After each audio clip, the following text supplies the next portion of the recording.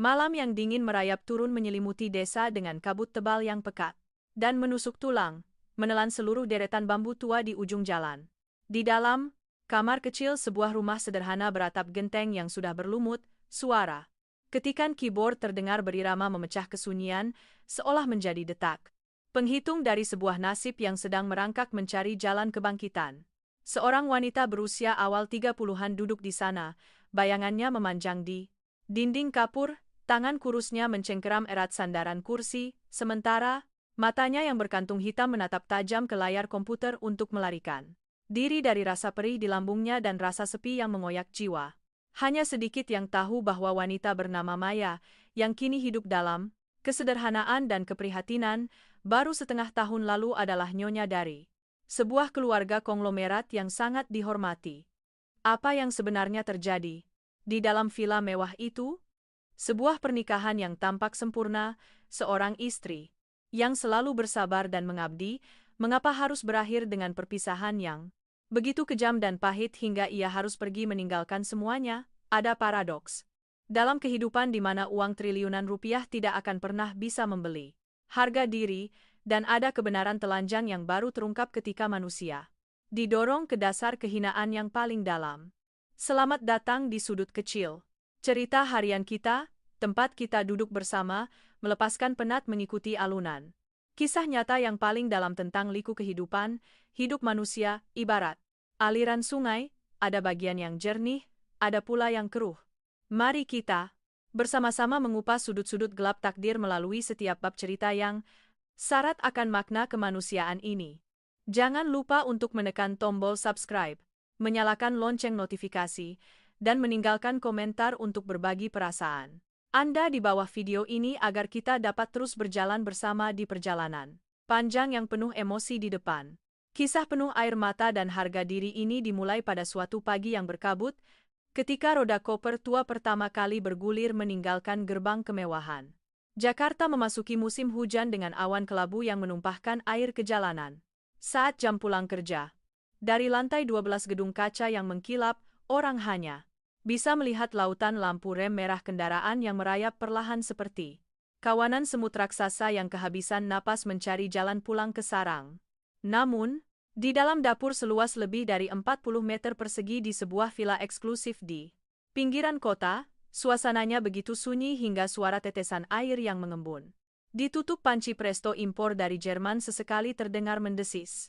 Maya berdiri di sana, tangan kurusnya mencengkeram erat tepi meja dapur dari marmer solid yang dingin. Di atas meja, dompet kulit kecil bersudut usang, tergeletak diam di samping 3 lembar uang 20.000 dan beberapa koin receh. Hanya itu yang tersisa setelah ia keluar dari pasar induk pagi tadi. Orang luar yang melihat pasti mengira hidupnya sangat beruntung. Seperti ketiban durian runtuh ketika ia menjadi istri seorang pria yang memegang aset senilai ratusan miliar rupiah. Namun, ada kehinaan yang berlapis emas dan sangkar burung. Seindah apapun yang bertatahkan permata, pada hakikatnya tetaplah tempat yang merampas kebebasan dan harga diri. Sop buntut hari ini rasanya agak hambar. Suara penuh otoritas dari seorang wanita parubaya terdengar dari meja makan panjang berbahan kayu walnut.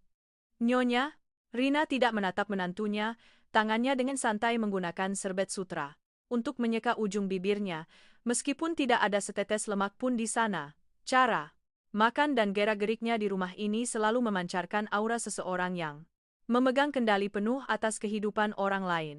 Maya sedikit menundukkan kepalanya, suaranya pelan namun teratur, tidak ada ketakutan seperti hari-hari pertama ia menjadi menantu, melainkan kesabaran yang sudah menebal menjadi kapalan. Iya, Ma. Dokter bilang akhir-akhir ini tekanan darah Papa agak tinggi, jadi saya sengaja mengurangi garamnya. Nyonya Rina mendengus dingin, gelang giok di pergelangan tangannya berbenturan dengan mangkuk porselen, menghasilkan suara dentingan yang tipis namun menyayat telinga. Banyak alasan. Suami saya sudah hidup sampai umur segini, soal urusan makannya, saya yang paling tahu.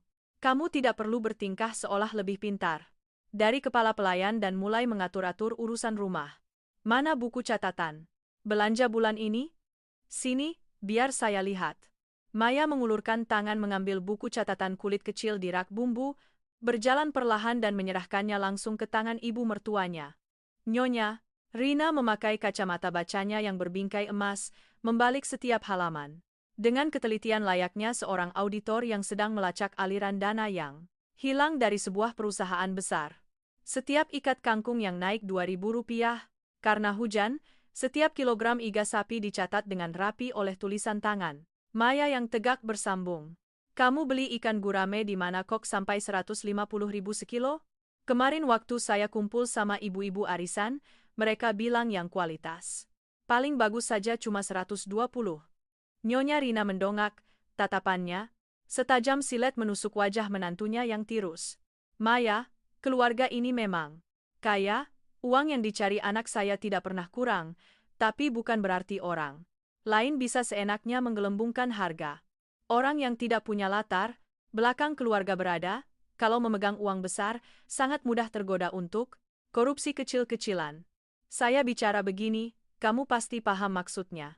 Rasa hina bagaikan api tak kasat mata yang membakar wajah Maya, membuat telinganya berdenging. Selama 2 tahun terakhir, ia bekerja di tim pengembangan proyek perusahaan keluarga suaminya, setiap hari pusing mengurus tumpukan dokumen dan laporan hingga matanya berkantung hitam, tetapi belum pernah ada sepeser pun uang gaji yang masuk ke rekening pribadinya. Setiap kali ia mencoba membuka mulut, Nyonya Rina selalu menyerang lebih dulu dengan lagu lama yang diulang-ulang. Seluruh perusahaan ini nantinya juga akan jadi milik suamimu, milik anak-anakmu kelak, tidak akan lari kemana-mana. Makan sehari 3 kali, semuanya makanan mewah, tinggal di villa ada sopir yang antar jemput, baju yang menempel di badanmu semuanya barang bermerek yang mama belikan. Untuk apa kamu? Butuh uang tunai? Atau kamu mau diam-diam mengirimkannya ke keluargamu di kampung? Kata kampung selalu menjadi duri yang menusuk dada Maya.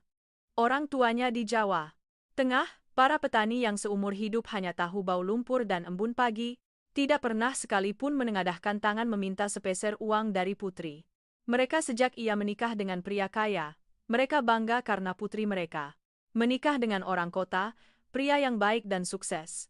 Mereka tidak tahu bahwa, setiap kali Maya ingin membelikan sekotak susu untuk ayahnya, atau jaket hangat untuk ibunya, ia harus diam-diam menggunakan uang tabungan pribadinya yang tersisa dari masa ia masih bekerja sebelum menikah. Dan uang itu, setelah 2 tahun dipakai dengan sangat berhemat, kini sudah menyentuh dasar. Tepat saat suasana di ruang makan terasa sepekat jeli, suara mesin rendah namun bertenaga dari sebuah Porsche yang parkir di halaman terdengar, memecah kesunyian yang menyesakan. Reza pulang. Ia masuk ke dalam rumah, jasnya disampirkan di lengan, dasinya sudah dilonggarkan, bau minuman keras mahal, bercampur dengan parfum pria yang menyengat memenuhi ruangan. Wajah Reza memancarkan sedikit kelelahan, namun penuh dengan arogansi seorang pria yang baru saja berhasil menutup kesepakatan bernilai miliaran rupiah di meja perjamuan. Reza, sudah pulang, nak? Kok tadi bilang mau menjamu klien dari luar negeri? Sampai larut malam? Nyonya Rina langsung mengubah raut wajahnya, senyum lembut. Seorang ibu yang sangat menyayangi anaknya tergambar jelas di wajah keibuannya, yang penuh kerutan elegan. Mereka mabuk duluan, jadi bubar lebih awal, Ma, jawab Reza dengan malas sambil duduk di kursi. Ia tidak melirik istrinya sama sekali, hanya mengangkat tangan untuk membuka satu lagi kancing kerahnya. Maya diam-diam melangkah ke samping, mengulurkan tangan mengambil jas suaminya, dan menggantungkannya dengan rapi di rak. Ia kembali ke dapur, mengambilkan semangkuk sup hangat penghilang mabuk yang sudah dijaga suhunya sejak sore. Mas, minum supnya dulu supaya lambungnya agak mendingan. Reza menerima mangkuk itu, menyeruput sedikit, lalu meletakkannya dengan kasar di atas meja. Alisnya berkerut. Kenapa sup akhir-akhir ini rasanya tidak enak, hambar seperti air putih? Nyonya Rina mengambil kesempatan itu untuk melirik sinis ke arah Maya. Tuh kan, Mama sudah bilang. Istrimu ini akhir-akhir ini entah sibuk memikirkan apa, ngurus dapur saja tidak becus, uang belanja setiap bulan naik terus, tapi kualitas makanannya malah menurun. Maya berdiri terpaku di antara ruang makan dan dapur, seperti bayangan buram, yang tidak punya hak untuk bersuara. Ia menatap Reza, berharap menemukan sedikit pengertian, atau setidaknya pembelaan dari pria yang bergelar suaminya itu. Namun tidak. Reza hanya mendecakkan lidah, melambaikan tangannya dengan lelah. Sudahlah, Ma, kepalaku pusing sekali. Maya, nanti bawa berkas proposal proyek perumahan baru ke kamar, aku mau periksa lagi sebelum tidur. Setelah berkata begitu, ia berdiri dan berjalan langsung ke lantai atas, kakinya yang berat menginjak anak tangga berlapis kayu jati berkualitas tinggi. Larut malam, ketika seluruh villa telah tenggelam dalam kesunyian mewah, Maya masuk ke kamar tidur. Reza sudah selesai mandi, berbaring di atas ranjang king size yang besar, matanya menempel pada layar tablet. Cahaya biru dari layar memantul pada wajahnya yang bersudut tajam dan dingin, menciptakan aura jarak yang menakutkan. Selama 2 tahun berbagi ranjang, jumlah mereka benar-benar mengobrol mungkin bisa dihitung dengan jari. Kebanyakan hanya perintah, sapaan, basa-basi, atau hubungan suami istri kilat yang dilakukan sebagai kewajiban demi melayani tujuan tertinggi keluarga ini, mendapatkan penerus garis keturunan. Maya duduk di tepi ranjang berhadapan dengannya, rambut panjangnya terurai sebahu, menutupi bahu kurusnya di balik gaun tidur sutra.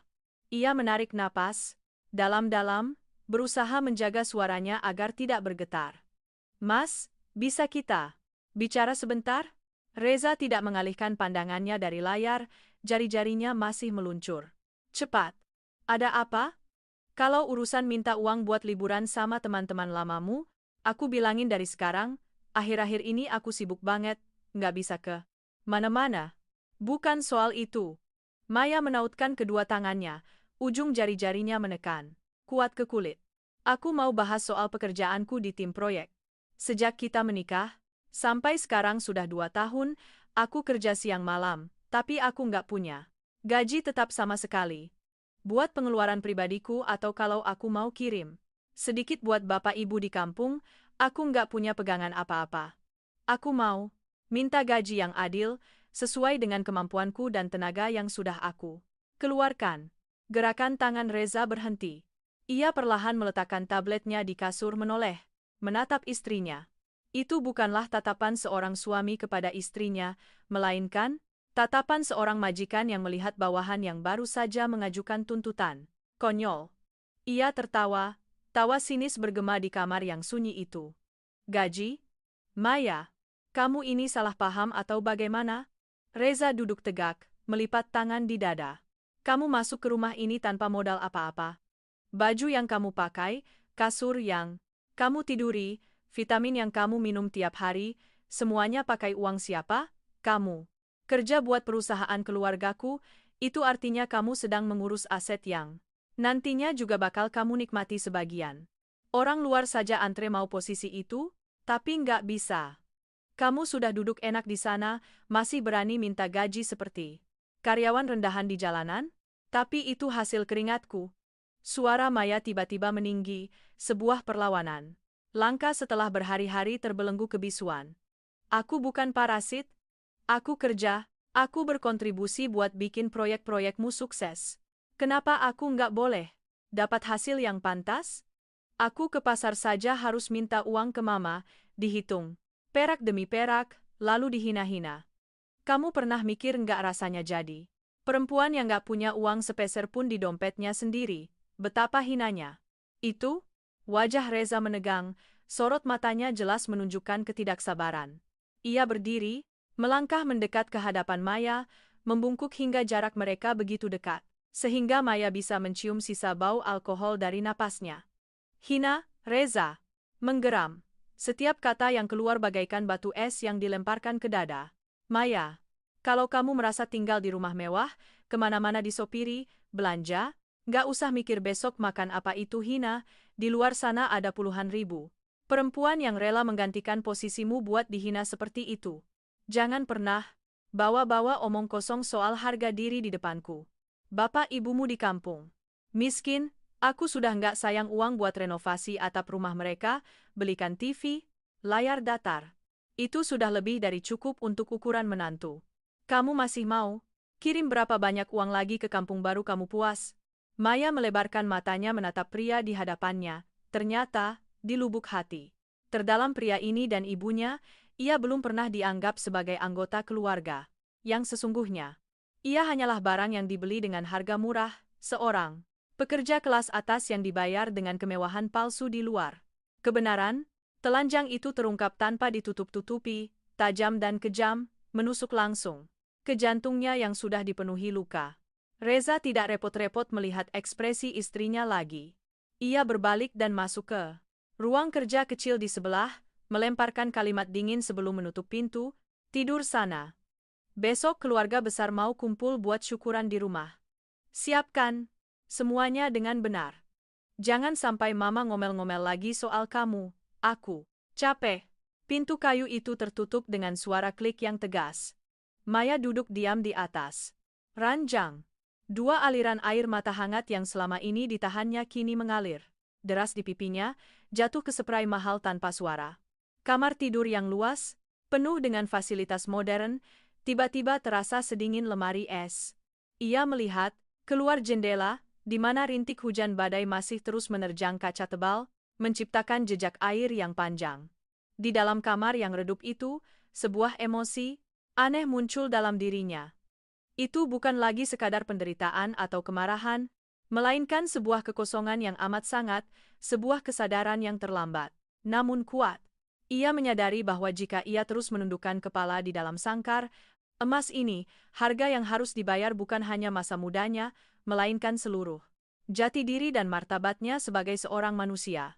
Jam lonceng antik di sudut ruang tamu berdetak perlahan, menandakan pukul 7 malam. Suara beratnya bergema teratur di ruang villa yang luas. Terdengar begitu, sepi hingga menyayat hati. Maya membawa mangkuk sup terakhir dan meletakkannya di atas meja makan marmer putih.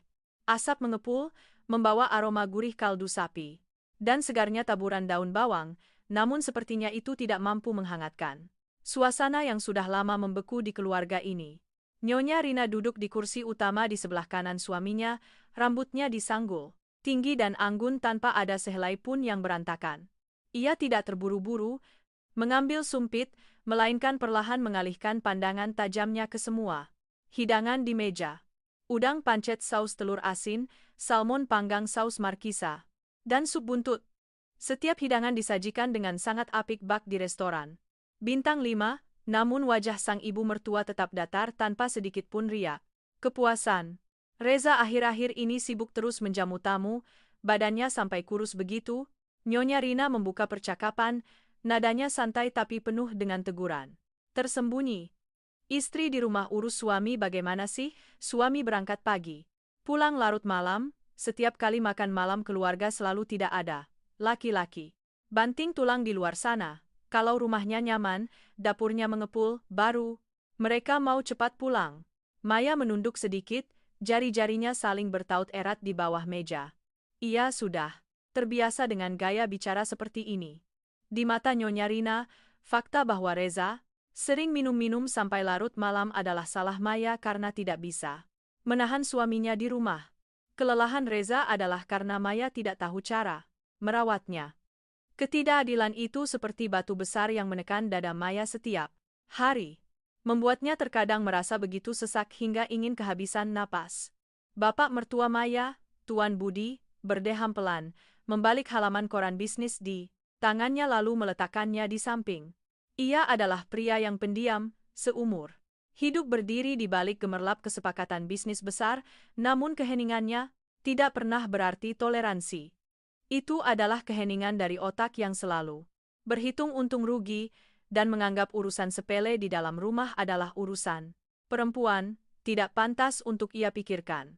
"Ayo makan, Ma." Soal pekerjaan Reza, Papa tahu, proyek di wilayah timur akhir-akhir ini lagi dikejar deadline, kata Tuan Budi. Suaranya berat dan serak. Nyonya Rina belum mau berhenti. Ia menoleh menatap Maya, pandangannya tertuju pada tas tangan kulit imitasi yang diletakkan Maya sembarangan di atas kursi dekat pintu masuk.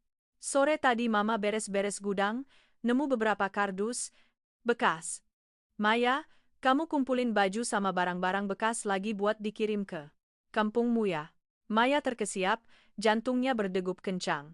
"Iya, Ma, Itu beberapa baju yang sepupu saya di kampung minta buat kerja pabrik, semuanya barang yang sudah enggak saya pakai.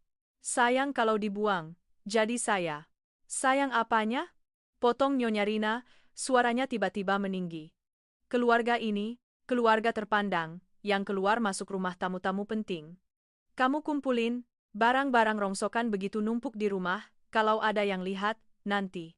Orang malah menertawakan, katanya rumah konglomerat tapi kayak gudang pemulung. Lagian, saya perhatikan akhir-akhir ini kamu sering banget kirim barang ke kampung. Harta di rumah ini memang banyak, tapi ini bukan tambang emas buat kamu. Garuk dan bawa pulang ke keluargamu. Mama saja tidak pernah ambil sepeser pun. Uang rumah ini buat dikirim ke keluarga Mama. Maya mendongak, matanya memerah. Rasa frustrasi yang selama ini dipendamnya membuat suaranya gemetar. Semua yang saya kirim itu barang bekas milik saya. Sendiri dari sebelum menikah. Bapak ibu saya di kampung memang miskin, tapi mereka punya harga diri. Tidak pernah sekalipun mereka minta uang sepeser dari Mas Heza. Cukup. Nyonya Rina membanting sendoknya ke atas sandaran porselen dengan suara keras yang memekakkan telinga. Kamu jangan berdiri di situ dan mendebat saya. Kalau bukan uang dari rumah ini, kamu dapat uang dari mana? 2 tahun kamu tinggal di sini, makan di sini, kerja di perusahaan sini, emang siapa yang kasih gaji? Bukannya anak saya yang menanggung hidupmu dari ujung rambut sampai ujung kaki? Sampai uang belanja ke pasar tiap hari juga saya yang kasih langsung. Omong-omong soal uang pasar, buku catatan kemarin saya lihat kenapa harga ginseng buat papa mertuamu naik 200.000 dibanding bulan lalu. Coba jelaskan. Maya merasa tenggorokannya pahit, tercekat seolah ada duri tajam yang mengoyaknya. Uang belanja yang diberikan ibu mertuanya setiap pagi harus ia hitung berulang kali. Setiap lembar daun bawang, setiap potong tahu harus ia tawar. Ia berdebat soal uang receh dengan para pedagang pasar induk demi memastikan pengeluarannya tidak melebihi batasan pelit yang ditetapkan Nyonya Rina. Namun kini, ia dihakimi layaknya penipu, seorang pencuri recehan tepat di meja makan. Kontras antara kemegahan villa dan penderitaan jiwa Maya belum pernah sejelas ini. Ia melirik bapak mertuanya, Tuan Budi masih dengan santai menyeruput supnya, seolah-olah hinaan yang dilontarkan istrinya ke kepala menantunya hanyalah angin lalu. Ketidakpeduliannya bagaikan persetujuan. Diam-diam, cap stempel atas status Maya sebagai benalu. Tepat pada saat itu, suara pintu terbuka terdengar. Reza melangkah masuk ke ruang makan. Wajahnya kelabu, bahunya sedikit merosot setelah seharian dipusingkan dengan rapat dan tekanan dari pasar saham. Melihat suasana tegang di ruang makan, ia mengernyit, dengan lelah melemparkan tas kerjanya ke sofa. Ada apa lagi ini, Mah? Baru juga melangkah masuk sudah ribut-ribut. Reza mengomel sambil duduk di kursi kosong di sebelah Maya.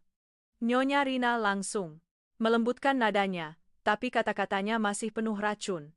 Apalagi, Mama cuma tanya istrimu beberapa hal soal uang belanja bulan ini yang agak nggak jelas.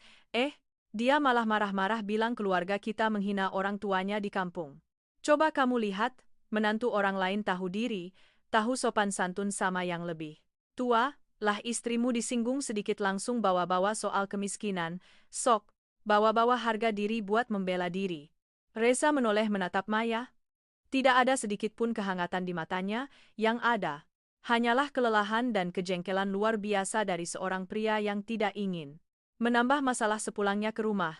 Ia melihat air mata yang masih menggenang di bulu mata istrinya, namun alih-alih sentuhan tangan untuk menghibur, ia malah menghela napas panjang. Maya, kamu cari gara-gara lagi ya? Nada suara Reza merendah, penuh ancaman. Kalau Mama ngomong ya dengarkan saja, gara-gara uang receh belanjaan saja. Sampai bikin Mama kepikiran. Kamu tahu nggak dalam sehari di luar sana aku harus ngurus berapa banyak masalah. Angka yang harus aku hadapi jutaan kali lipat, lebih besar dari uang recehmu itu. Jangan bikin kepalaku makin pusing. Mas Reza, kamu juga mikir aku ini tipe orang yang nyuri uang keluargamu buat dikirim ke kampung? Maya menatap lurus ke mata suaminya, suaranya tercekat, harapan terakhir di hatinya perlahan hancur berkeping-keping. Aku kerja di tim Proyek. 2 tahun ini aku bantu beresin berapa banyak dokumen legal, berapa banyak laporan keuangan. Kalau dihitung adil kayak pegawai biasa, uang yang kuhasilkan sudah lebih dari cukup buat menghidupi diriku sendiri dan membalas budi orang tuaku. Kenapa kalian selalu memandangku kayak lintah darat? Reza mendadak berdiri, kursi kayu walnut itu terseret ke belakang, menghasilkan suara decitan kasar yang memekakan telinga di atas lantai. Wajahnya berubah. Karena marah, ego seorang penguasa yang tersinggung. Hentikan nada bicaramu. Itu. Reza menunjuk ke arah wajah Maya, tidak lagi bisa mempertahankan sikap sopannya yang biasa. Siapa yang kasih hak ke kamu buat berdiri di sini dan nuntut keadilan? Aku ingatkan, kalau bukan karena status sebagai menantu di rumah ini, kamu di luar sana mau merangkak seumur hidup pun gak akan pernah bisa menyentuh proyek-proyek besar itu. Kamu diajari, dikasih posisi tinggi, dipanggil nyonya sama orang-orang. Itu bayaran yang sudah kamu terima. Jangan berdiri di sini dan minta uang tunai kayak pegawai rendahan. Uangku uang keluargaku, bukan buat kamu bagi-bagikan ke keluargamu yang miskin melarat di kampung sana. Setiap kata dari Reza bagaikan palu yang memaku-paku ke harga diri Maya. Ternyata cinta yang ia janjikan 2 tahun lalu, janji sehidup semati saat pernikahan, hanyalah naskah sandiwara yang kosong. Saat melangkah melewati gerbang rumah mewah ini, ia telah menjual haknya sebagai manusia yang merdeka. Di mata Reza, ia adalah barang milik, bawahan yang berhutang budi dan harus mengabdi seumur hidup tanpa hak menuntut status sebagai manusia. Nyonya Rina yang duduk di samping tersenyum sinis, tangannya dengan santai menjepit sepotong daging salmon dan menaruhnya ke mangkuk Tuan Budi. Kemenangan tergambar jelas di wajah wanita kaya namun picik itu. Ia telah berhasil mengubah putranya menjadi senjata paling tajam untuk menghukum kebandelan menantunya. Maya tidak menangis lagi, air matanya sepertinya sudah mengering, digantikan oleh rasa dingin yang mengerikan menyebar ke seluruh tubuhnya. Ia berdiri diam di tengah ruang makan, menatap ketiga orang yang duduk di sana, orang-orang yang mengenakan pakaian sutra, mulutnya berbicara tentang moral, namun jiwanya telah membusuk oleh kesombongan uang.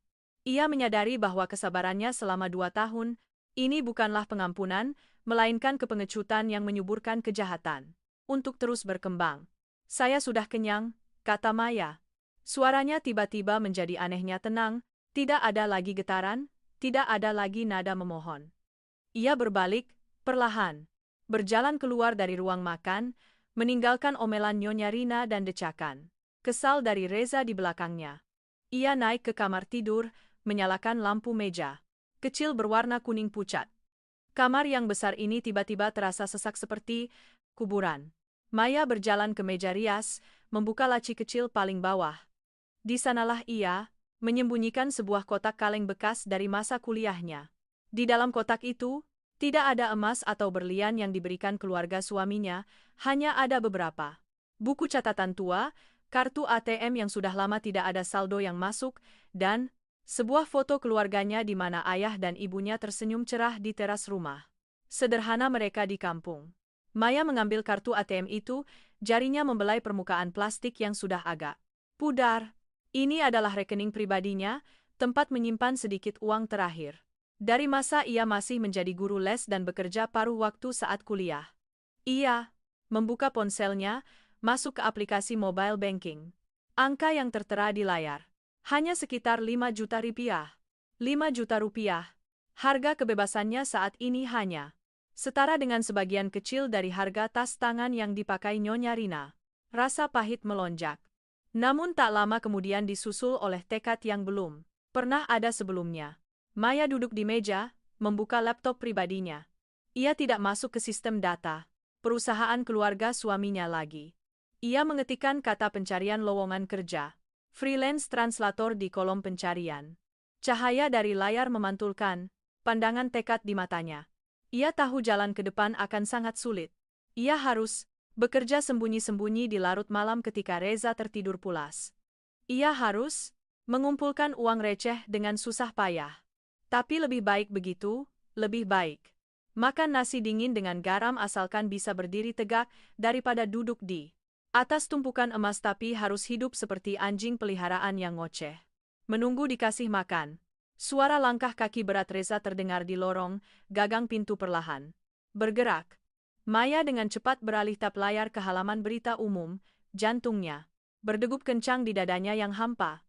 Bunyi klik pintu tertutup dengan tegas. Reza masuk ke kamar, udara yang pekat dengan bau minuman keras dan asap rokok. Dari menjamu tamu dari sore hingga larut malam kembali memenuhi ruangan. Ia tidak menatap istrinya, langsung melepas jam tangan mahalnya, melemparnya ke meja rias hingga berbunyi bruk, lalu menjatuhkan dirinya ke kursi kulit mewah di sudut kamar.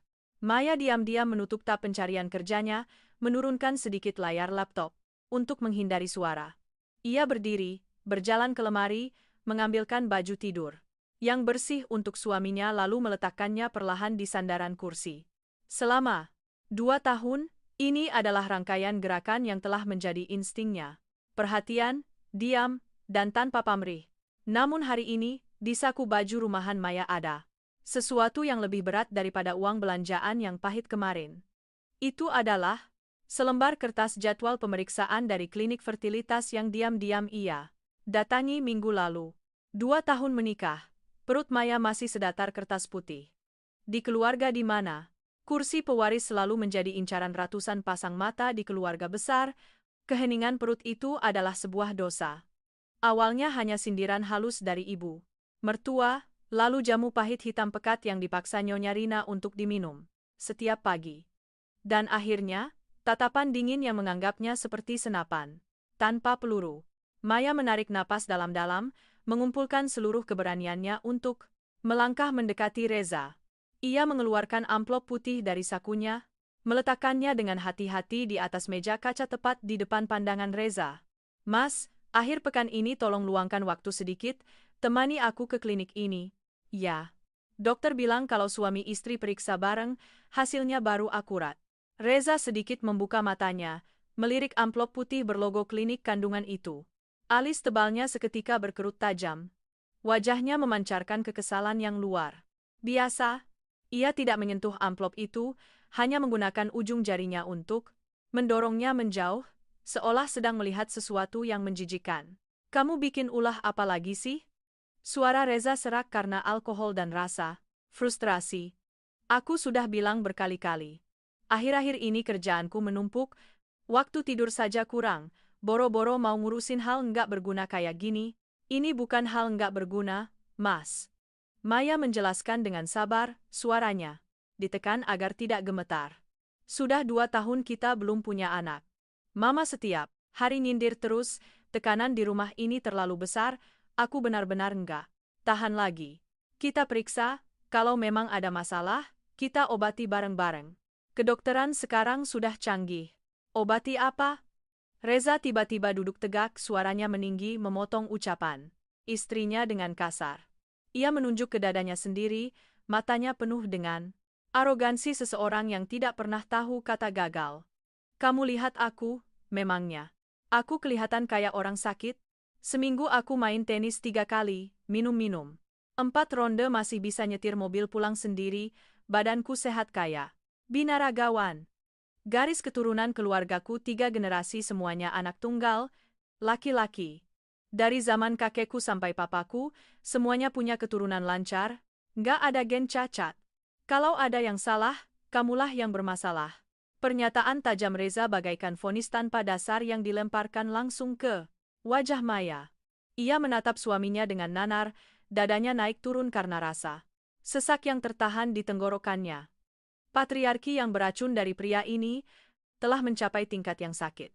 Ego seorang yang punya uang dan kekuasaan, berasumsi bahwa dirinya sempurna dalam segala hal, termasuk secara biologis. "Mas, kamu nggak bisa seotoriter itu." Suara Maya tercekat, rongga matanya terasa panas. "Anak itu urusan berdua. Medis sudah membuktikan kalau susah hamil, itu bisa dari pihak istri atau suami. Periksa ke dokter itu tanggung jawab minimal seorang laki-laki." "Tanggung jawab?" Reza berdiri, melangkah mendekat pada Maya, tubuh tingginya menutupi sosok kurus istrinya, menciptakan tekanan mental yang mencekik. Ia tertawa sinis, melempar amplop putih itu ke tempat sampah di bawah meja kerja. Tanpa berpikir sedetik pun. Asal kamu tahu, tanggung jawabku adalah cari uang.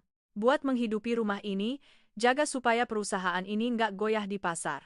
Tanggung jawab bikin anak itu urusanmu. Keluargaku bawa kamu ke sini, kasih status, kekayaan, bukan buat kamu duduk manis dan nyalahin suamimu balik. Kalau mau periksa, periksa saja sendiri, jangan bawa-bawa aku ke klinik sialan itu. Setelah berkata begitu, Reza berbalik dan langsung menuju kamar mandi. Suara, kucuran air mengalir deras dari balik pintu kaca seolah menjadi titik akhir dari percakapan itu. Maya berdiri terpaku di tengah ruangan, matanya menatap tajam ke tempat sampah, di mana amplop putih yang berisi secercah harapan terakhirnya kini tergeletak diam. Kepahitan menyebar di setiap sel tubuhnya. Pria yang dulu ia cintai, yang pernah berjanji akan melindunginya dari badai kehidupan, kini justru menjadi badai yang paling kejam, siap menginjak-injak harga dirinya demi melindungi harga diri palsunya. Keesokan paginya, Villa kembali memulai hari baru dengan keheningan yang menakutkan. Reza sudah pergi dari rumah sejak subuh untuk urusan bisnis mendadak. Di luar kota, di ruang makan, Nyonya Rina sedang bersantai meminum teh herbalnya. Di sampingnya ada semangkuk jamu hitam pekat yang mengepulkan bau menyengat. Melihat Maya menuruni tangga, Nyonya Rina tidak mendongak, hanya mengetuk jarinya di meja. Minum? Tabib langganan Mama bilang racikan ini bagus banget. Orang lain minum 3 bulan langsung ada kabar baik, kamu minum yang rutin, jangan bolong-bolong. Maya menatap mangkuk jamu itu, lambungnya secara refleks bergejolak menahan mual. 2 tahun terakhir, entah sudah berapa liter cairan pahit ini ia telan, hanya untuk menerima balasan berupa sakit maag yang menyiksanya setiap malam dan kenaikan berat badan yang tidak terkontrol karena retensi air. Ia berjalan ke meja namun tidak mengangkat mangkuk itu, melainkan perlahan duduk di kursi di seberangnya. Ma, ada yang mau saya bicarakan. Maya berusaha menjaga suaranya tetap tenang. Minggu lalu saya periksa kesehatan menyeluruh di rumah sakit, ini hasilnya, ia mengeluarkan map tipis rekam medis dari tasnya dan mendorongnya ke arah ibu mertuanya. Berkas ini sebelumnya harus ia sembunyikan dengan hati-hati di jok motor tuanya yang dititipkan di tempat parkir pinggiran kota, tak berani membawanya langsung ke rumah. Nyonya Rina melirik map itu, alisnya sedikit terangkat, namun ia tidak repot-repot membukanya. Ia menyeruput tehnya, nadanya masih tetap sombong. Seperti biasa, hasilnya apa untungnya? Yang penting perutmu itu masih belum ada isinya. Orang bilang pohon beracun tak berbuah, perempuan mandul pembawa sial. Keluarga ini nggak kurang uang buat beli kertas sertifikatmu itu. Mama cuma mau tahu kapan Mama bisa gendong cucu, itu saja. Mah, hasilnya jelas mencatat kalau semua indikator kesuburan saya benar-benar normal, tidak ada penyakit apapun. Maya menekankan setiap kata, matanya menatap lurus ke mata ibu mertuanya, tidak lagi menghindar seperti sebelumnya. Dokter bilang sulit hamil bisa disebabkan oleh banyak faktor dari kedua belah pihak. Saya rasa Mama harus menyarankan Mas Reza untuk periksa bareng saya. Brak! Telapak tangan Nyonya Rina menghantam meja dengan keras hingga mangkuk jamu terguncang. Beberapa tetes cairan hitam pekat muncrat, menodai meja marmer putih. Wajah wanita kaya itu mendadak berkerut karena marah, kerutan di bawah. Lapisan bedak mahalnya terlihat jelas. Tutup mulutmu. Nyonya Rina berdiri tiba-tiba, menunjuk lurus ke wajah Maya. Suaranya bergetar karena emosi. Kamu berani bilang anak saya yang bermasalah? Dia itu bibit unggul. Dari kecil sampai besar tidak pernah sakit sehari pun. Berapa banyak gadis yang antre mau lahirkan anak buat dia tapi nggak bisa. Kamu, itu orang kampung, bisa masuk ke rumah ini saja sudah syukur alhamdulillah. Sekarang nggak bisa kasih keturunan malah balik nyalahin suami, mencoreng nama baik keluarga suami. Asal kamu tahu, perempuan gak tahu diuntung kayak kamu, kalau bukan karena Reza kasihan, sudah dari dulu saya usir dari rumah ini. Setiap kata kutukan yang berbisa dari Nyonya Rina membongkar kebenaran yang kejam. Di rumah ini, suara sains, suara kebenaran medis tidak ada harganya di hadapan apa yang disebut kehormatan keluarga dan kesombongan uang. Mereka tidak peduli pada kebenaran, mereka hanya butuh kambing hitam untuk disalahkan atas hal-hal yang tidak berjalan sesuai keinginan. Dan Maya adalah kambing hitam yang paling sempurna. Maya berdiri, ia tidak berdebat, tidak menangis. Hinaan hari ini, ditambah dengan kekejaman Reza semalam, telah menciptakan perubahan substansial dalam jiwanya. Ketakutan yang selama ini menghantuinya tiba-tiba sirna, digantikan oleh rasa muak yang teramat sangat terhadap orang-orang yang berdiri di puncak materi namun berjiwa miskin dan busuk. Ia perlahan merapikan berkas rekam medis di meja, memasukkannya kembali ke dalam tasnya. Ia menatap mangkuk jamu yang mulai dingin, lalu menatap lurus ke wajah ibu mertuanya yang masih merah padam karena marah. "Saya permisi mau ke kamar, siap-siap berangkat kerja," ucap Maya, suaranya tiba-tiba menjadi sangat datar dan menakutkan. Ia berjalan ke lantai atas, setiap langkahnya lebih mantap dari sebelumnya. Hasil pemeriksaan medis yang normal itu bukan sekadar selembar kertas dokter. Bagi Maya saat ini, itu adalah jimat penolong yang membantunya merebut kembali seluruh harga dirinya yang telah diinjak-injak selama 2 tahun terakhir. Ia tahu dirinya tidak cacat, ia tahu dirinya berhak bangga atas kapasitasnya sebagai perempuan seutuhnya. Pernikahan ini, dari sebuah pelabuhan harapan, kini telah resmi berubah menjadi medan perang di mana ia harus mencari jalan keluar untuk menyelamatkan nyawanya. Sendiri. Sesampainya di kamar tidur, Maya menyalakan laptopnya, menatap kotak masuk email pribadinya. Sebuah pemberitahuan baru muncul. Proyek terjemahan freelance pertamanya telah diterima. Bayarannya memang kecil, tapi itu adalah hasil jerih payahnya sendiri. Maya tersenyum tipis, sebuah senyum sekilas namun mengandung awal dari sebuah rencana pelarian diam-diam. Bulan Syakban, langit mulai mendung dan udara terasa lembab di Jawa. Suasana dipenuhi aroma dupa dari ruang doa. Hari ini adalah hari syukuran peresmian pendopo keluarga besar dari pihak suami Maya. Sebuah bangunan yang mulai dikerjakan sejak 2 tahun lalu, menghabiskan dana miliaran rupiah yang disumbangkan oleh Reza dan Tuan Budi. Sejak pagi buta, jalan aspal menuju kompleks keluarga di kampung halaman itu sudah disesaki mobil-mobil mewah berplat B dari Jakarta yang diparkir berjajar di sebelah barisan pohon bambu. Maya, yang mengenakan kebaya hijau lumut klasik dengan rambut disanggul rapi di belakang, berdiri di dapur belakang area pendopo utama. Keringat bercucuran di pelipisnya, membuat rambut halusnya menempel, tapi ia tidak punya waktu untuk menyekanya. Lebih dari 36 nampan hidangan mewah, mulai dari abalon hingga lobster panggang, semuanya diatur dan diawasi olehnya, mulai dari daftar bahan baku hingga cara penyajian oleh tim catering. Sebagai istri dari cucu tertua, Maya mengerti bahwa setiap piring makanan yang disajikan bukanlah sekadar makanan, melainkan wajah dan prestis yang ingin dipamerkan oleh mertuanya kepada seluruh keluarga besar. Itu Maya, nampan makanan buat sesepuh di tengah kurang piring lauknya, coba dilihat dan ditambahin cepat. Suara Nyonya Rina terdengar nyaring dari teras utama. Hari ini Nyonya Rina mengenakan kebaya beludru merah bersulam benang emas, lehernya dihiasi kalung emas besar, tersenyum lebar menyambut paman dan bibi jauh.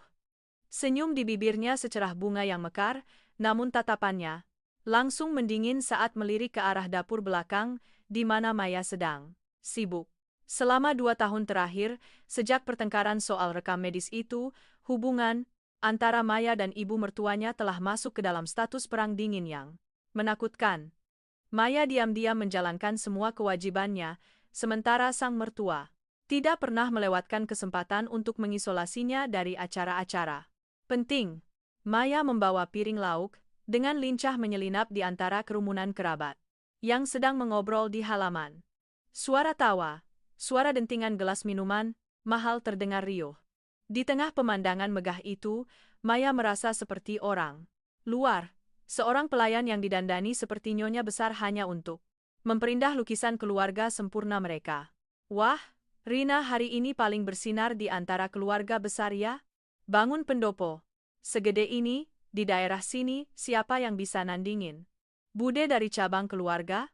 Kedua, seorang wanita berwajah tajam, bicara keras-keras sambil mengunyah kacang.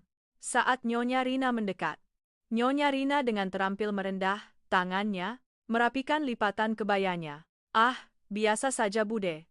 Reza tuh yang bilang, uang yang dicari sebanyak apapun, itu rezeki dari leluhur.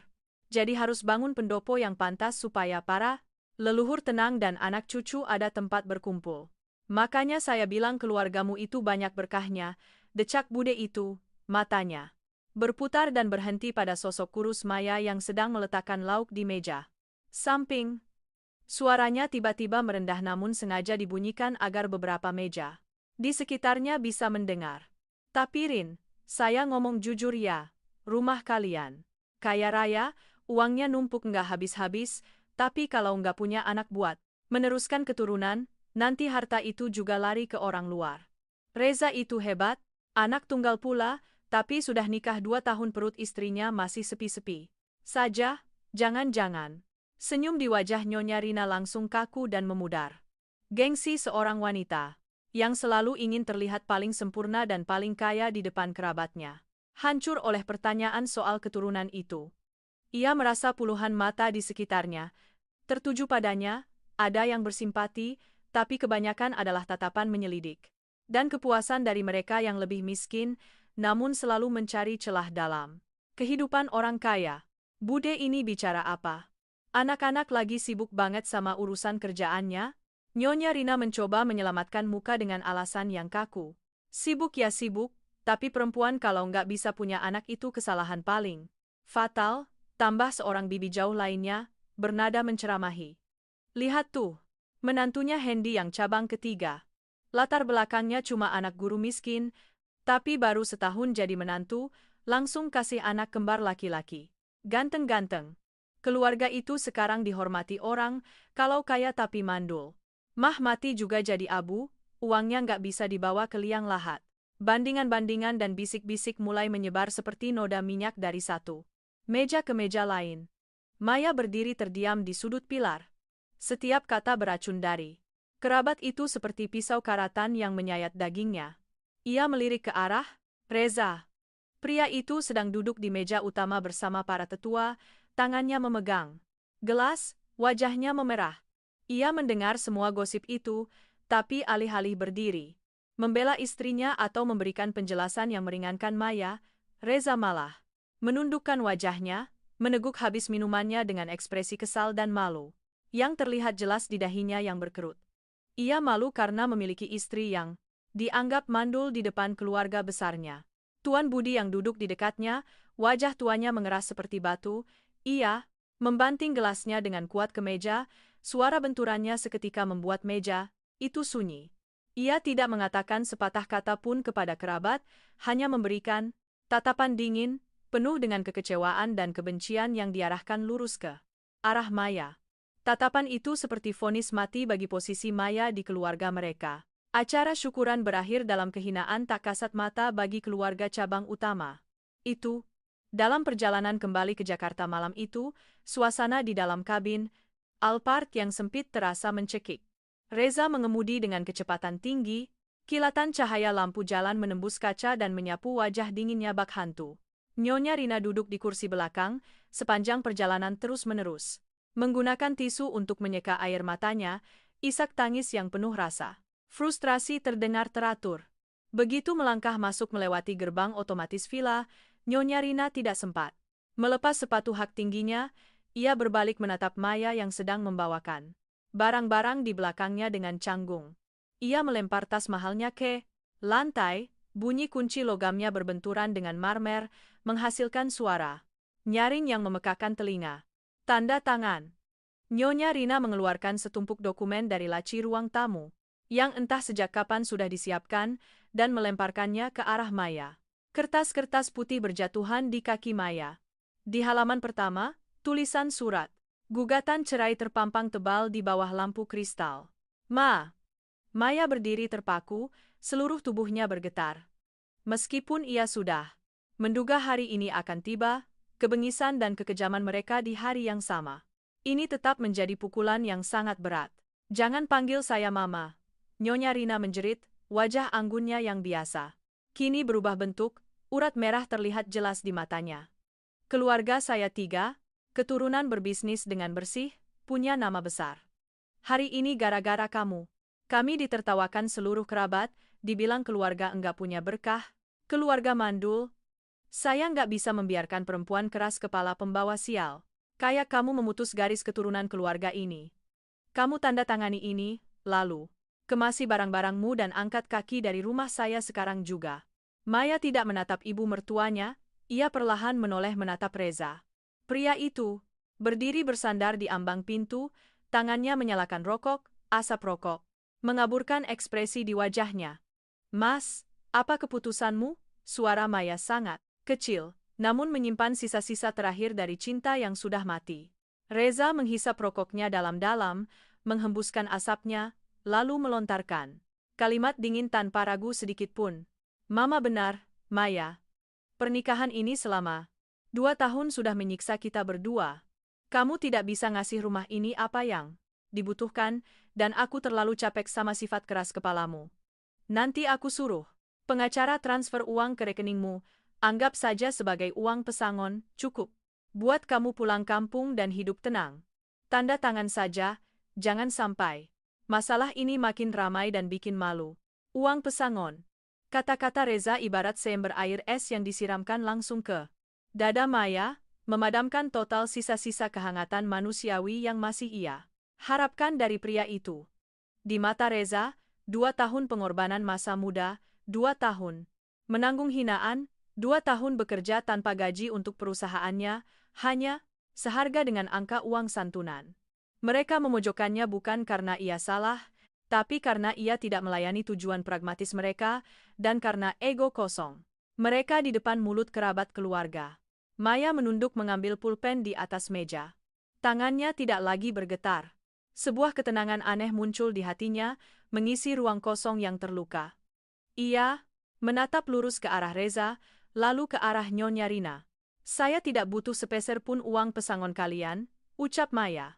Suaranya tegas, jelas, dan sangat bangga hingga membuat 2 orang kaya di depannya sedikit tersentak. Saya tanda tangan bukan karena saya takut pada kalian, tapi karena saya jijik dengan cara kalian memperlakukan manusia. Kalian pikir karena punya uang kalian berhak menginjak-injak harga diri orang lain.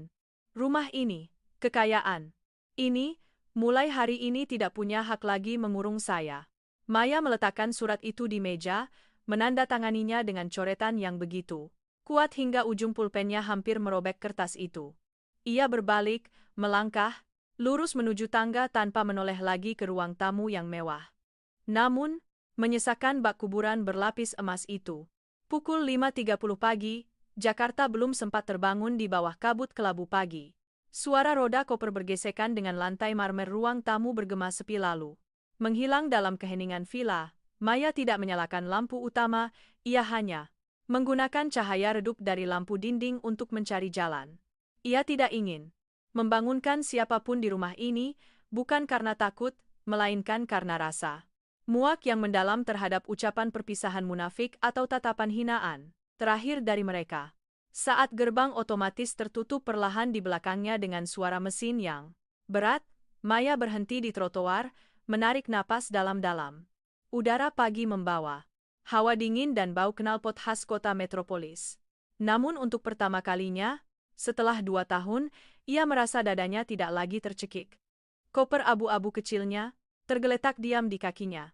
Di dalamnya hanya ada beberapa pakaian sederhana, dari masa sebelum menikah, sedikit buku lama, dan laptop pribadinya. Semua barang mewah, perhiasan mahal yang ditempelkan padanya untuk menjaga nama baik keluarga Reza, semuanya ditinggalkannya dengan rapi di atas kasur king size, sebagai pembayaran lunas yang adil. Ia tidak memanggil taksi, sendirian menyeret koper berjalan sejauh lebih dari 2 kilometer ke terminal bus antar kota Terminal Pulau Gebang. Maya mendengar suara angin dari truk-truk pengangkut yang melaju kencang membelah jalanan. Malam. Kota ini dulu adalah mimpi bagi seorang mahasiswi miskin yang lulus dengan predikat cum laude, tempat di mana ia mengira akan membangun keluarga kecil yang hangat bersama pria yang dicintainya. Namun kini, menatap gedung-gedung pencakar langit yang kabur di balik kabut, ia hanya melihat Kekosongan tak bernyawa dari blok-blok beton yang diberi makan oleh uang dan kekejaman. Bus antar kota bernomor plat Jawa Tengah berangkat pukul 6.50 pagi. Maya duduk di baris terakhir dekat jendela, kepalanya bersandar pada kaca berdebu yang bernoda sisa air hujan. Mesin bus mendarung, badan kendaraan bergetar lalu perlahan keluar dari terminal, menyusuri jalan tol yang mulai ramai. Kota perlahan tertinggal di belakang, digantikan oleh pabrik-pabrik pinggiran kota, hamparan sawah hijau, dan deretan pohon di pinggir jalan. Selama lebih dari 6 jam perjalanan, Maya tidak tidur, pikirannya melayang pada hari-hari pertama, menjadi menantu. Kesabaran, makan malam yang bercampur air mata, dan semalam, puncak kejamnya ketika mereka membuangnya seperti barang rongsokan. Ia membuka layar ponselnya. Tidak ada panggilan tak terjawab, tidak ada pesan basa-basi dari Reza atau siapapun di villa itu. Kehilangannya dari hidup mereka, begitu cepat dan mudah, seperti seseorang yang menghapus noda debu di meja kaca. Ada rasa pedih yang menyeruak, tapi setelah itu adalah kelegaan yang luar biasa.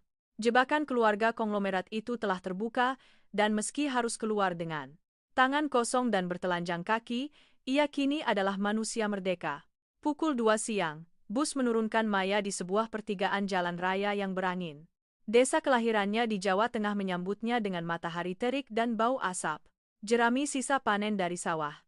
Dari pertigaan ke rumah orang tuanya masih berjarak sekitar 1 kilometer. Maya yang tangannya memegang koper karena rodanya tersangkut tanah dan pasir jalanan desa, berjalan perlahan di bawah bayangan pohon sengon yang rimbun. Rumah sederhana beratap genteng merah yang warnanya sudah pudar milik orang tuanya mulai terlihat di ujung gang kecil. Di atas pagar tanaman kembang sepatu, beberapa kemeja usang ayahnya dijemur di bawah sinar matahari. Pemandangan sederhana itu tiba-tiba membangkitkan rasa takut yang samar dalam diri Maya. Ia takut kerutan di dahi ayahnya akan semakin dalam, takut uban ibunya akan bertambah saat melihat putrinya yang dulu jadi kebanggaan keluarga kini pulang membawa koper rusak, dengan tangan kosong. Setelah pernikahannya hancur, orang kampung sangat menjunjung tinggi pernikahan. Seorang wanita yang diceraikan keluarga suami, entah benar atau salah, selalu menjadi bahan gunjingan tetangga saat minum kopi sore. Maya berhenti kaku di depan pagar bambu yang longgar, tangannya mencengkeram erat pegangan koper hingga buku-buku. Jarinya memutih. Maya? Kamu toh? Nduk? Suara serak dan bergetar terdengar dari kebun sayur di samping rumah. Ibunya meletakkan keranjang kangkung yang baru dipetiknya, tangannya yang berlumur tanah buru-buru dilap ke ujung daster tuanya. Ia menatap lekat-lekat putri yang berdiri mematung di luar pagar, matanya dengan cepat beralih dari koper kecil ke wajah tirus, mata panda, dan bahu kurus putrinya. Sang ibu tidak menanyakan sepatah kata pun tentang Reza, tidak bertanya soal harta kekayaan yang sering dibicarakan orang di kota. Ia bergegas keluar, menggunakan tangannya yang kasar dan kapalan memeluk erat bahu putrinya. Udah, pulang ya, masuk yuk, Nduk. Angin sawah akhir-akhir ini lagi nggak bagus kok, badanmu kurus kering begini. Suara ibunya tercekat, setetes air mata jatuh ke bahu baju Maya, terasa hangat. Maya tidak bisa menahannya lagi. Semua ketegaran palsu yang ia bangun di depan Reza dan Nyonya Rina semalam tiba-tiba runtuh sepenuhnya oleh pelukan ibunya.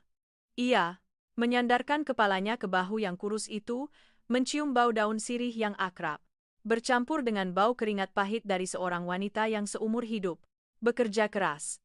Ia menangis terseduh-seduh seperti anak kecil yang terluka di jalanan dan baru saja menemukan jalan pulang. Air mata penderitaan, rasa hina, dan rasa frustrasi selama 2 tahun kini mengalir deras tak terbendung. Bapak Maya keluar dari teras rumah, tangannya masih memegang rokok kretek. Ia berdiri mematung, melihat ibu dan anak itu berpelukan sambil menangis di gang. Matanya, mata seorang pria paruh baya yang pernah melewati masa-masa sulit, sedikit menyipit, sekilas menunjukkan kilatan rasa sakit dan kasihan, namun, dengan cepat kembali tenang.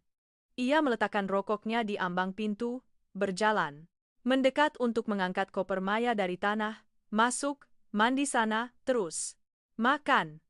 Ibumu baru saja masak tempe mendoan sama sayur asem, kata sang bapak.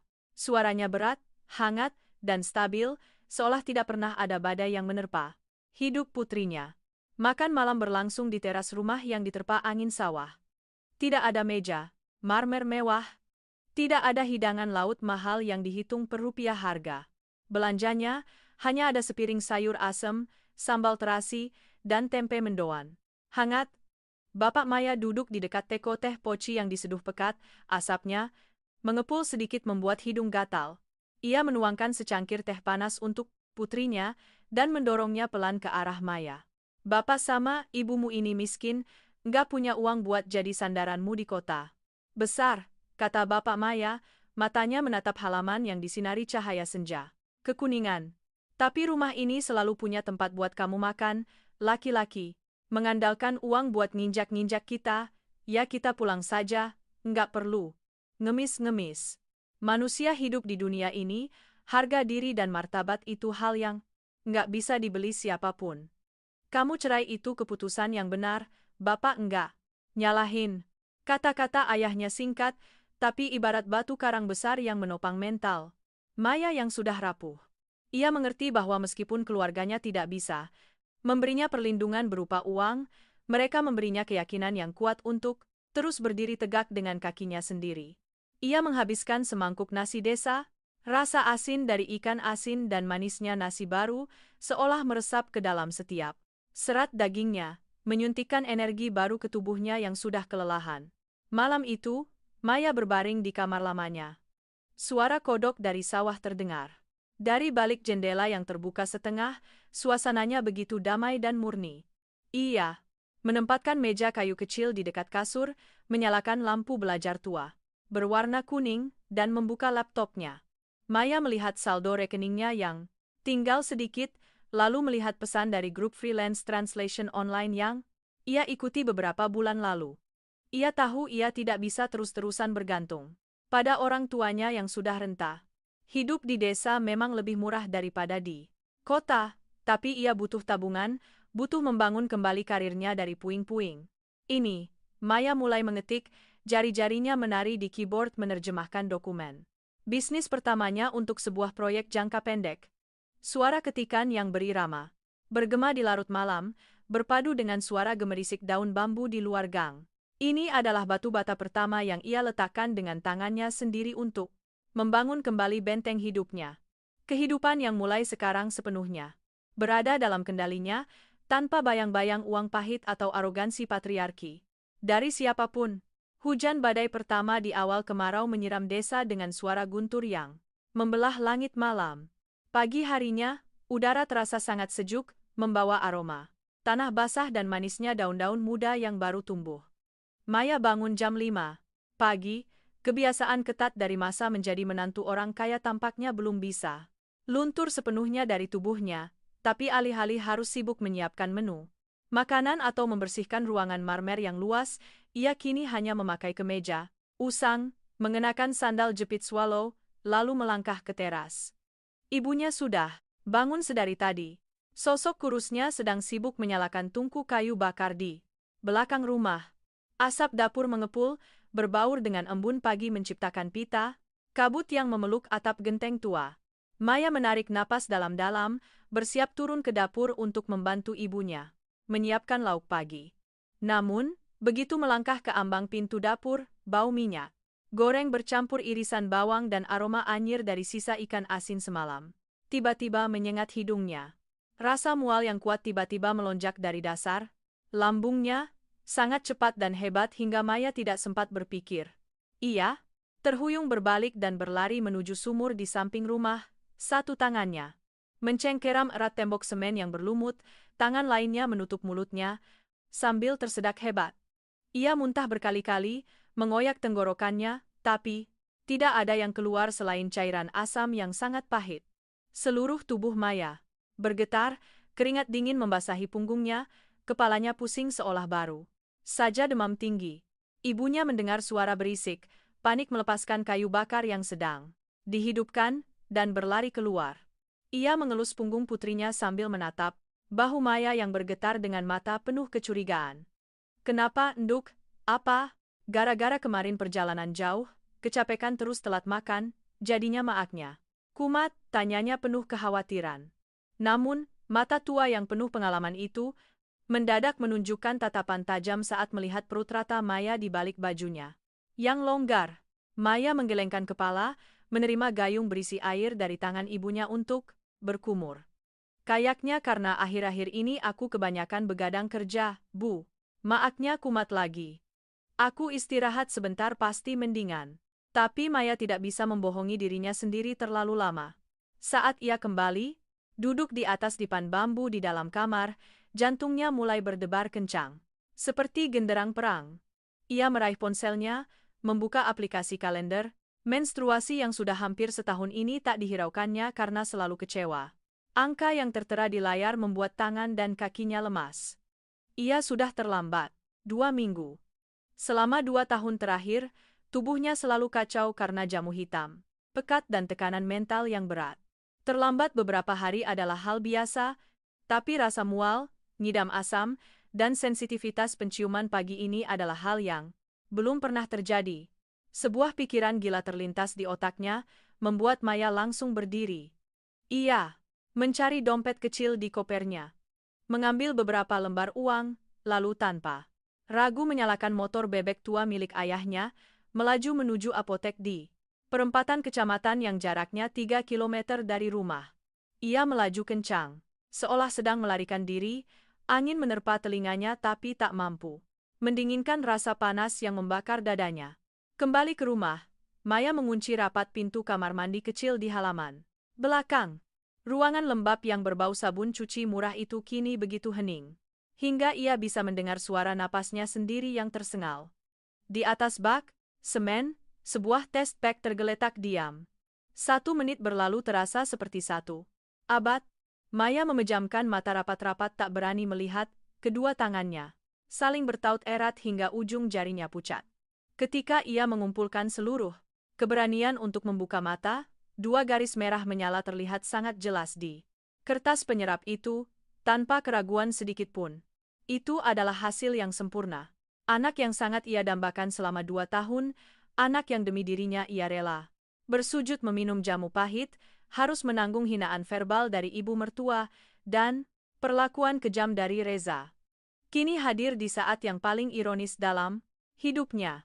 Saat ia sudah bercerai, saat ia melangkah keluar dengan tangan kosong dari kemewahan, dan kembali berlindung pada orang tua rentanya di rumah sederhana. Ya ampun. Maya terduduk lemas di lantai kamar mandi yang dingin, menutupi wajahnya yang sudah basah oleh air mata dengan kedua tangannya. Apakah takdir sedang mempermainkannya atau sedang membayarnya? Mengapa di hari ia menyerahkan hasil medis yang normal itu kepada Reza, pria itu malah membuangnya ke tempat sampah demi melindungi egonya yang palsu? Dan kini, setelah sangkar emas itu terkunci rapat, kehidupan kecil ini baru bersedia terbangun. Rasa bahagia yang tak terkira bercampur dengan rasa malu dan ketakutan akan masa depan sebagai ibu tunggal di desa miskin membuat dada Maya seolah mau meledak. Ia menangis, tapi kali ini bukan tangisan kehinaan, bukan rasa buntu dari seorang wanita yang dicampakkan, melainkan tangisan kebangkitan cinta seorang ibu yang suci, yang baru saja bangkit dari tumpukan abu. Suara ketukan pintu pelan memutus lamunannya. Ibunya berdiri di luar, suaranya pelan namun mengandung pengertian yang dalam dari seorang wanita yang telah melewati badai kehidupan. Maya, kamu kok lama banget di dalam, Nduk? Ada apa? Sini cerita sama ibu. Maya buru-buru mengusap air matanya, membuka pintu dan keluar. Melihat wajah pucat dan mata merah putrinya, sang ibu tidak banyak bertanya. Ia hanya diam-diam mengambil test pack yang masih digenggam erat oleh Maya. Ibu Maya menatap 2 garis merah itu, kacamata bacanya sedikit melorot di hidungnya. Berbeda dengan histeria atau makian keluarga miliarder saat menghadapi masalah medis, ibu tua di desa ini hanya terdiam cukup lama. Bahunya sedikit bergetar, lalu ia mendongak menatap putrinya. Mata tuanya memancarkan cahaya kasih sayang yang tak terbatas. Ia melangkah maju, menggenggam erat kedua tangan Maya yang dingin. Jangan takut. Gusti Allah itu ngasih hidup, pasti ngasih rezeki. Keluarga kita memang miskin, tapi singkong sama ubi nggak bakal kurang. Ibu yang bakal bantu, ngerawat kamu, kamu rawat anakmu. Ada janin ini, itu rezeki buat kamu, anugerah. Dari Tuhan buat kamu mulai hidup baru. Jangan mikir yang aneh-aneh yang bisa ganggu bayimu. Genggaman tangan dan kata-kata peneguhan ibunya seperti aliran air hangat yang menyirami jiwa Maya yang sedang terguncang. Di belakangnya, ayahnya yang baru saja jalan kaki dari ujung gang. Mendengar percakapan itu, ia tidak mengeluarkan satu pun kalimat omelan tentang putrinya yang hamil tanpa suami atau mempermalukan keluarga di kampung. Ia hanya diam melangkah ke sudut halaman, mengambil palu dan beberapa bilah kayu bekas, mulai memaku kembali dipan bambu. Agar lebih kokoh, bersiap untuk hari-hari saat putrinya mulai membesar perutnya. Perlindungan diam-diam, tanpa kata-kata manis dari keluarga sedarah ini membuat Maya mengerti bahwa ia telah benar-benar diselamatkan. Seminggu setelah itu, saat morning sickness mulai lebih sering menyiksa tubuhnya, Maya duduk di depan laptop di kamar sempitnya, tangannya mengelus perutnya yang masih rata. Sebuah tekad bulat meledak di benaknya. Keluarga Reza tidak boleh sama sekali tahu tentang keberadaan anak ini. Ia sangat paham sifat egois dan diktator Reza dan Nyonya Rina. Jika mereka tahu ia mengandung cucu penerus garis keturunan mereka akan menggunakan uang, kekuasaan dan koneksi konglomerat mereka untuk merebut anak ini dengan segala cara, atau menjadikannya alat untuk terus mengendalikan hidupnya. Mereka tidak butuh dia sebagai istri, tapi mereka butuh cucu untuk meneruskan keturunan dan menjaga nama baik di depan keluarga besar.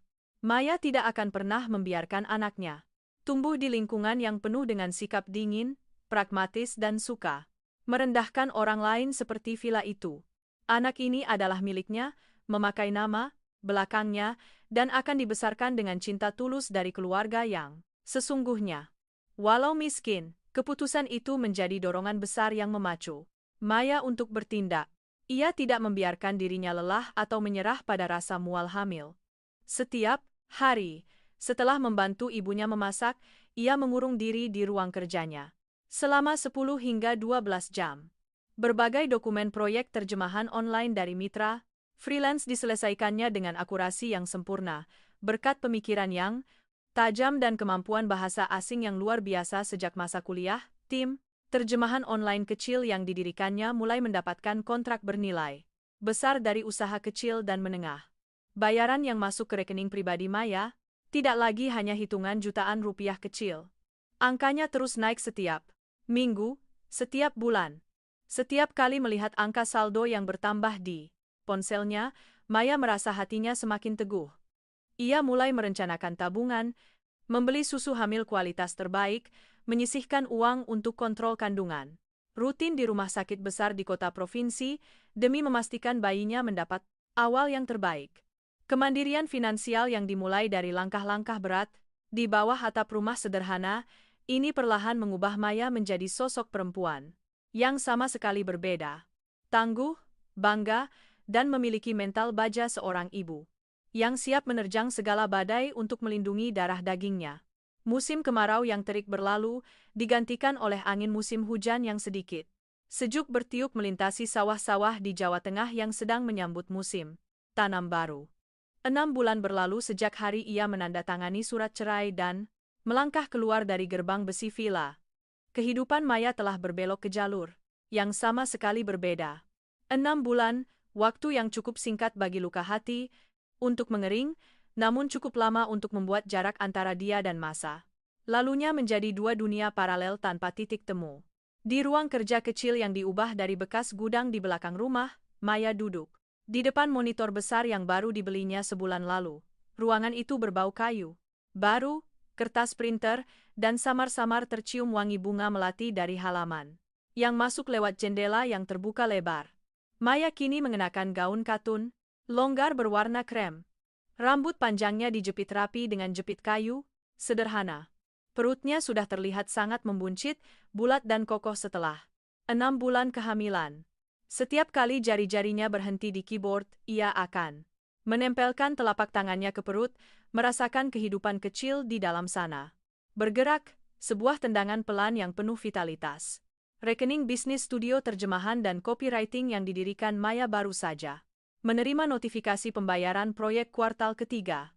Angka yang muncul di layar telah menyentuh ratusan juta rupiah. Sebuah pencapaian yang 6 bulan, lalu ketika ia masih menjadi istri tanpa gaji yang harus meminta uang pasar. Setiap hari tidak pernah berani ia impikan. Maya bukan lagi wanita yang selalu harus menundukkan kepala mendengarkan omelan pelit ibu mertuanya. Kebebasan finansial yang diperoleh dari keringat dan kerjanya selama 12 jam sehari telah mengembalikan ketajaman matanya, kulitnya yang merona, dan aura bangga seorang perempuan yang mengendalikan takdirnya sendiri. Ia bisa membiayai sendiri biaya, kontrol kandungan yang mahal di rumah sakit internasional di ibu kota provinsi, membeli vitamin terbaik, dan merenovasi rumah orang tua rentanya tanpa perlu melihat raut wajah siapapun.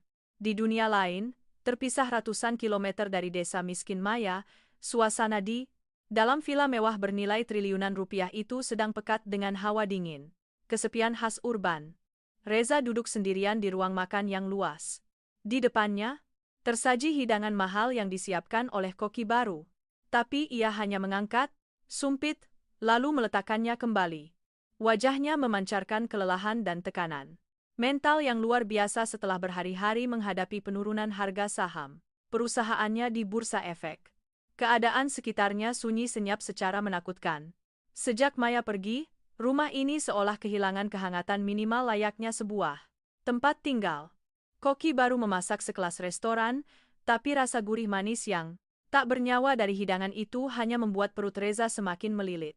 Tanpa sadar ia merindukan semangkuk sup hangat, masakan sederhana yang selalu pas dengan seleranya setiap larut malam dari tangan Maya.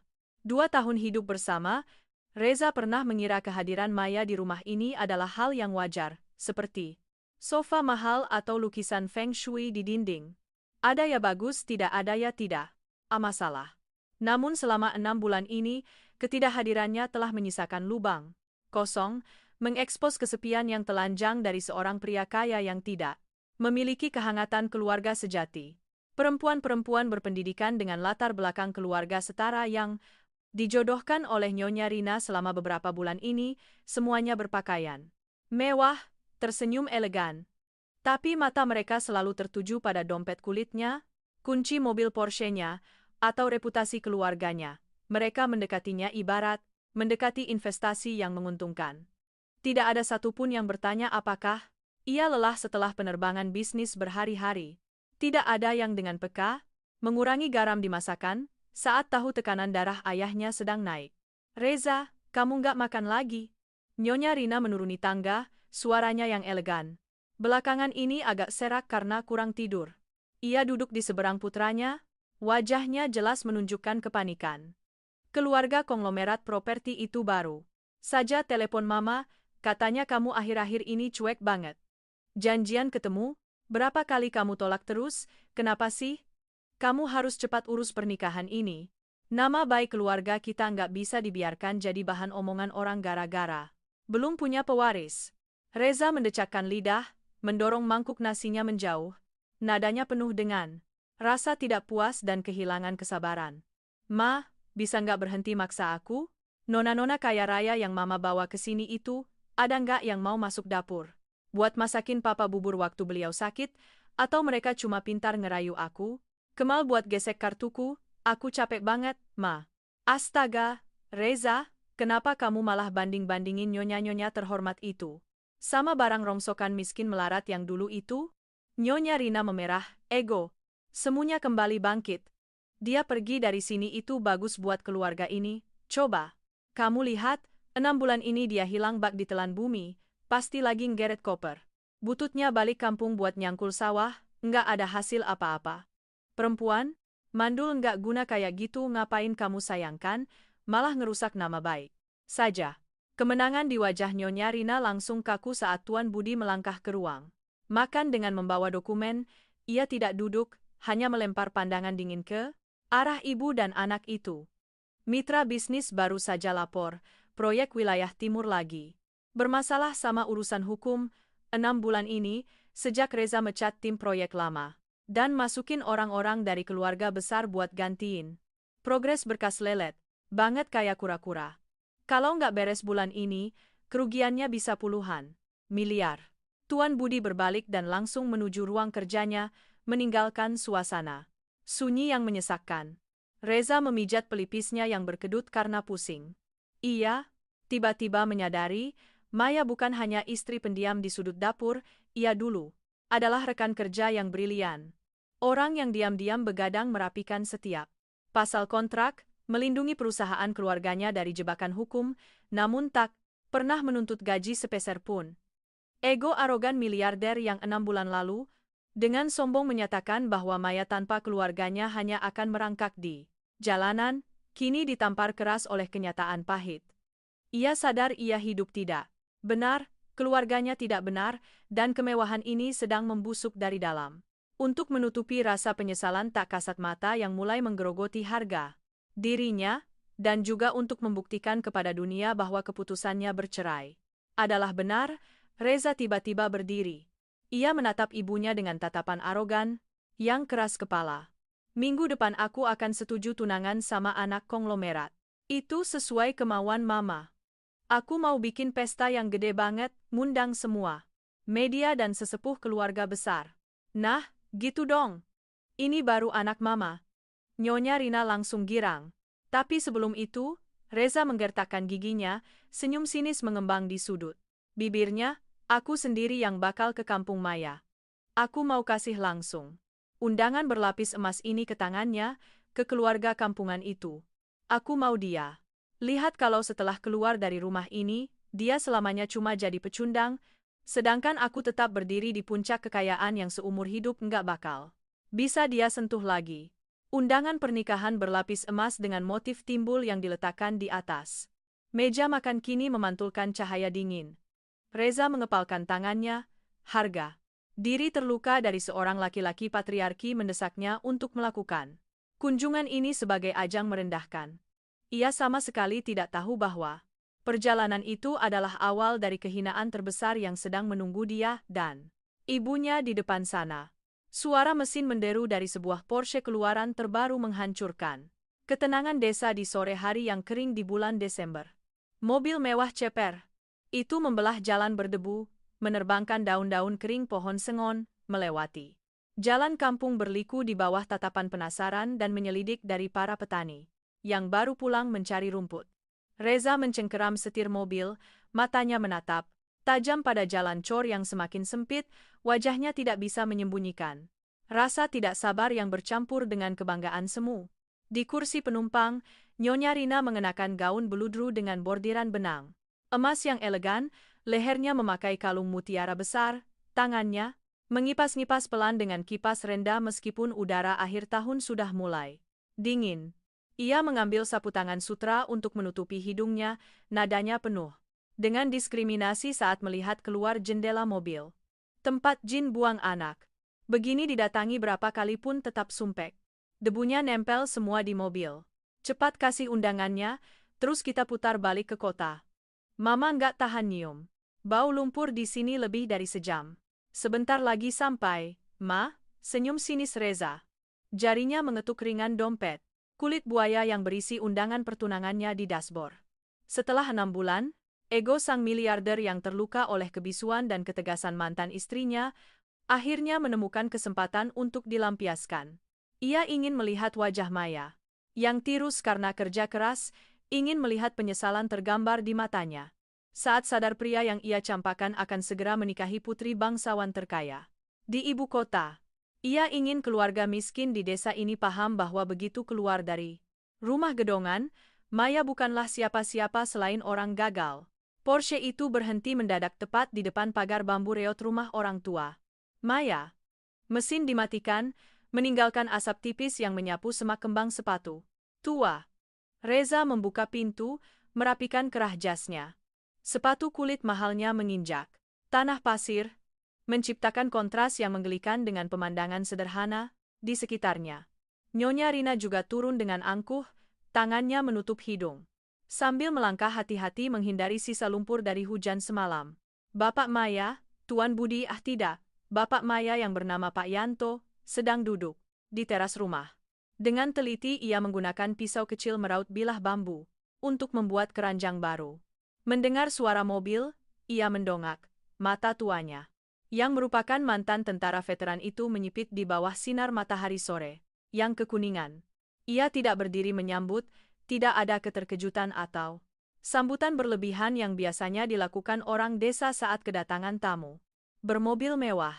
Ia meletakkan bambunya di ambang pintu, perlahan mengambil sejumput daun teh dan memasukkannya ke teko tanah liat. Gerakannya sangat santai dan tenang. "Pak Yanto sehat?" Reza melangkah masuk ke halaman. Meski kata-katanya bertanya, "Kabar?" Nadanya yang tinggi dan dagunya yang sedikit terangkat menunjukkan keangkuhan yang nyata. Pak Yanto menatap ibu dan anak itu, mengangguk sedikit sekadar basa-basi. "Alhamdulillah, sehat. Ada perlu apa kalian kemari?" Nyonya Rina melangkah maju, memandang remeh halaman bata itu, lalu duduk dengan sinis di kursi kayu di bawah pohon belimbing. Ia mengambil tisu untuk mengelap meja kayu sederhana sebelum meletakkan tas mahalnya. Ia tersenyum tipis, suaranya lantang dengan gaya khas Nyonya Sosialita. "Gini loh Pak, hari ini saya dan anak saya ada urusan penting lewat daerah sini, sekalian saja mampir nengok keluarga Bapak dan Maya. Sekaligus ada undangan yang mau kami sampaikan langsung ke Bapak, Ibu, dan Maya." Nyonya Rina memberi isyarat pada Reza. Reza perlahan mengeluarkan undangan berlapis emas dengan cetakan burung phoenix dari sampul kulit buayanya, dan meletakkannya dengan lembut di atas meja kayu, tepat di sebelah cangkir teh Pak Yanto. "Minggu depan saya mengadakan pesta pertunangan dengan putri dari grup hotel Angkasa.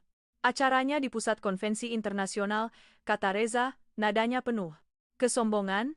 Matanya menyapu rumah sederhana itu seolah ingin menegaskan statusnya yang tak tersentuh.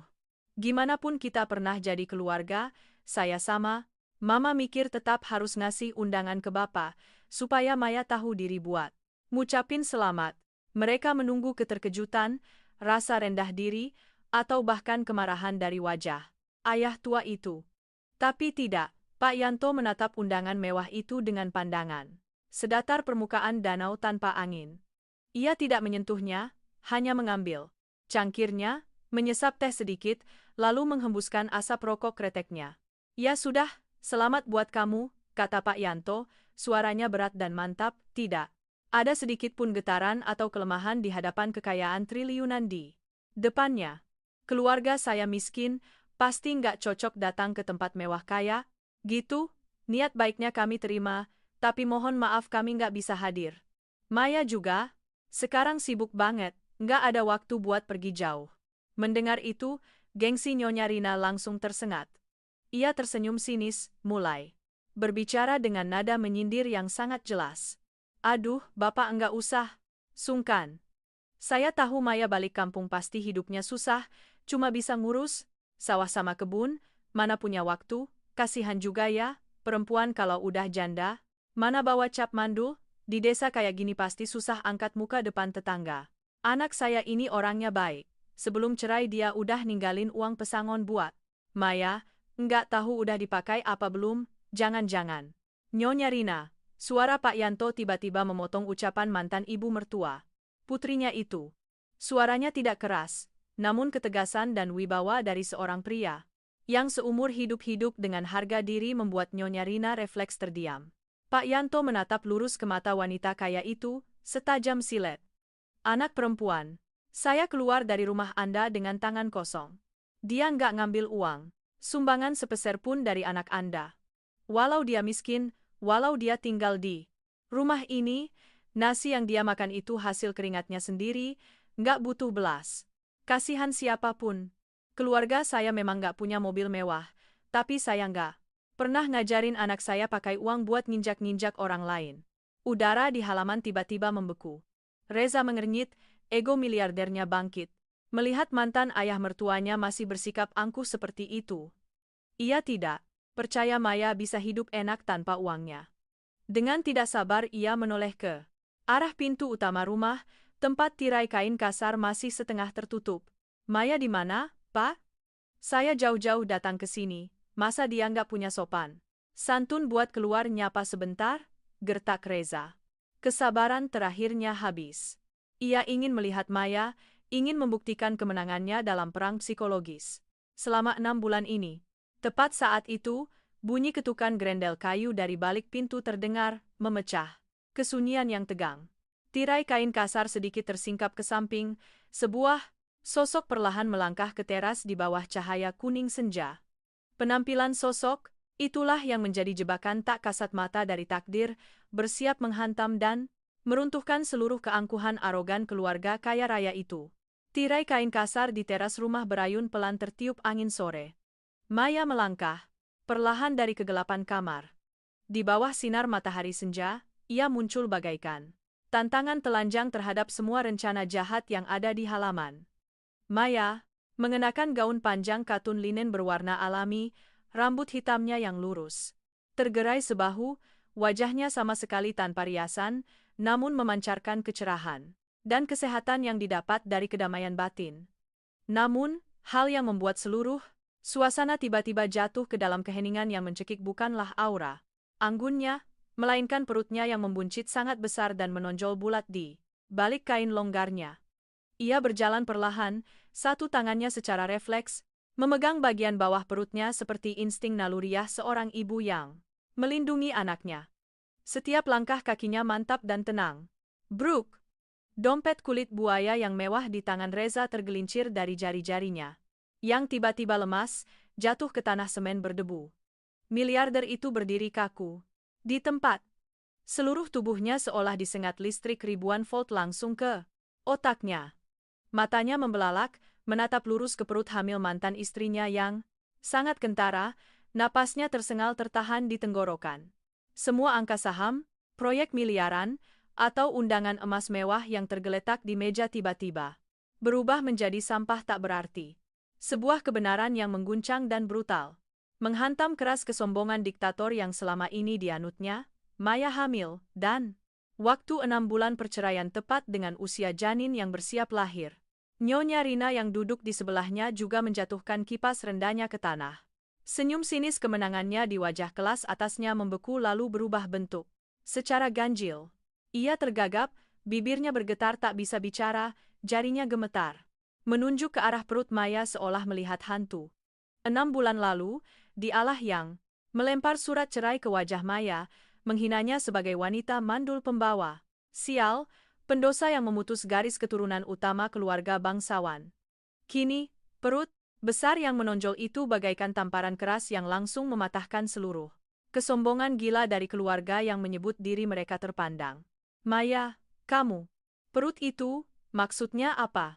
Suara Reza serak dan hilang arah, tidak ada lagi sisa wibawa seorang atasan. Ia maju selangkah, hendak mengulurkan tangan tapi terhenti di udara, wajahnya kelabu karena keterkejutan yang luar biasa. Maya berhenti di undakan teras rumah, berdiri di posisi yang lebih tinggi dari dua orang kaya yang ada di halaman. Matanya menatap lurus ke Reza, datar, tidak ada kebencian. Tidak ada dendam, hanya ada rasa jijik mendalam yang dibungkus dengan ketenangan yang menakutkan. Pertanyaanmu basi sekali, Mas, ucap Maya, suaranya jernih berdering di tengah halaman. Perempuan hamil 7 bulan, ya berarti sedang mengandung anak. Memangnya apa lagi? Tapi kenapa waktunya? Kenapa 6 bulan lalu di rumah saya kamu nggak bilang? Nyonya Rina akhirnya menemukan suaranya kembali. Ia langsung berdiri, maju beberapa langkah, nadanya bergetar namun tetap berusaha menutupi kepanikannya dengan gaya menginterogasi. Kamu hamil anak siapa? Jangan-jangan kamu udah punya simpanan sebelum keluar dari rumah saya? Reza itu sehat banget, 2 tahun kamu nggak bisa hamil, baru keluar dari rumah saya 6 bulan udah hamil besar begini, kamu mau alasan apa? Tawa sinis ringan keluar dari sudut bibir Maya, tipis namun menyengat bak jarum yang menusuk telinga pendengarnya.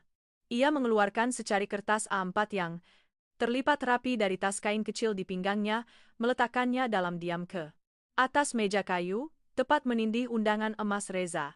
Nyonya Rina, jaga mulut Anda sebelum dosa Anda makin menumpuk, tatap Maya tajam pada mantan ibu mertuanya. Ini salinan rekam medis rutin saya, termasuk hasil tes DNA janin dari minggu ke-16 dengan metode non-invasif prenatal, testing, NIP, yang dilakukan langsung oleh Rumah Sakit Internasional di kota. Anak ini darah daging siapa? kapan persisnya pembuahan terjadi 1 minggu. Sebelum saya tanda tangan cerai semuanya tertulis jelas di situ. Saya tes ini, bukan buat membuktikan apa-apa ke kalian, tapi supaya nanti kalau anak saya besar, dia punya dokumen resmi yang membuktikan kalau dia suci, nggak ada hubungannya sama setetes pun darah pengkhianatan. Reza menyambar kertas itu. Jari-jarinya gemetar hebat hingga kertas mulus itu jadi kusut. Matanya dengan kalut menyisir angka-angka medis, membaca kesimpulan yang menegaskan hubungan biologis ayah anak sebesar 99,9%. Otaknya serasa mau meledak. Malam itu, malam seminggu sebelum syukuran keluarga, satu-satunya malam. Ia pulang dalam keadaan mabuk berat dan memaksa Maya melayaninya dalam dingin. Anak ini terbentuk dari kekejaman pernikahan malam itu. Namun yang membuat Reza paling malu dan hancur adalah kesadarannya yang terlambat tentang kondisi fisiknya. Hasil tes ini adalah bukti kuat bahwa Maya sepenuhnya sehat. Orang yang bermasalah. Orang yang selama ini lari dari sains, melemparkan segala kesalahan dan kemandulan ke istrinya demi melindungi gengsi patriarkinya yang pengecut adalah dirinya sendiri. Ia berdiri terpaku, kertas rekam medis jatuh dari tangannya, wajahnya merah padam menahan malu di bawah tatapan Pak Yanto yang sedang minum teh. Maya, nak. Sikap Nyonya Rina berbalik 180 derajat. Pola pikir pragmatis dan obsesinya pada cucu laki-laki penerus langsung mengalahkan keangkuhannya. Ia tergagap, wajah keriputnya jelas menunjukkan hasrat yang menggebu, berniat mendekat ke teras untuk menyentuh perut Maya. Kenapa kamu bodoh banget, kamu? Ngandung cucu penerus keluarga, kita tapi kamu rahasiakan. Pantesan akhir-akhir ini Reza lagi sial terus bisnisnya, rupanya karena darah daging keluarga kita ada di luar rumah. Udah, surat cerainya kita batalin saja, nanti mama suruh Reza batalin acara tunangan itu. Kita bawa kamu balik ke Jakarta. Villa luas, vitamin, susu impor nggak bakal kurang. Mana bisa kamu besarin anak ini di desa miskin? Beheni. Mundur. Maya dengan tegas melangkah mundur, kedua tangannya memeluk perutnya, menatap Nyonya Rina seperti melihat makhluk asing. Ketegasan dan sikap dinginnya membuat tangan Nyonya Rina yang terjulur terhenti di udara, sangat mempermalukan. Wanita itu. Saya ingatkan lagi ke Anda, saya dan anak Anda sudah resmi bercerai. Pengadilan sudah mengetuk palu 3 bulan yang lalu, tegas Maya. Setiap kalimat yang keluar seperti es yang menyiram keserakahan mereka. Anak ini pakai nama belakang saya, nama keluarga ayah saya. Di akta kelahirannya nanti, kolom nama bapaknya akan dibiarkan kosong. Dia nggak ada urusannya sama harta kekayaan, nggak ada urusannya sama garis keturunan ningrat atau pendopo miliaran kalian. Itu 6 bulan lalu kalian ngusir saya demi gengsi keluarga, sekarang jangan bawa-bawa uang buat ngerebut anak saya. Maya, kamu nggak bisa seegois itu, teriak Reza, harga diri miliardernya hancur. Berkeping-keping hingga bentuk aslinya hilang. Ia menatap mantan istrinya, tatapannya bercampur antara permohonan dan kemarahan dari seseorang yang terbiasa memiliki segalanya. Bayi itu anakku, pewaris sah perusahaanku, kamu mau nahan dia di kampung miskin ini? Kamu mau kasih dia makan sayur asem di rumah genteng ini? Kamu mikirin masa depannya nggak? Aku punya uang, aku bisa kasih dia hidup paling sempurna di dunia. Maya menatap Reza, di matanya tiba-tiba muncul rasa kasihan yang mendalam untuk seorang pria malang yang hanya tahu cara mengukur nilai kehidupan dengan uang. Ia mengelus perutnya pelan dan tersenyum, senyum yang sangat cerah dan bangga, hingga mengaburkan kilau mobil mewah di luar gang. Uangmu bisa beli rasa hormat? Tanya Maya lembut. Namun sangat menusuk, memecahkan gelembung ilusi pria itu. Anakku walau gedenya nanti makan sayur tempe di rumah sederhana ini, dia bakal tahu apa artinya jadi manusia, tahu cara menyayangi dan dibesarkan dengan harga diri. Daripada hidup di villa miliaran, kalian cuma buat belajar sombong ngerendahin orang lain, belajar menghina ibunya sendiri. Lagi pula, kamu nggak usah khawatir aku nggak bisa ngehidupin anakku.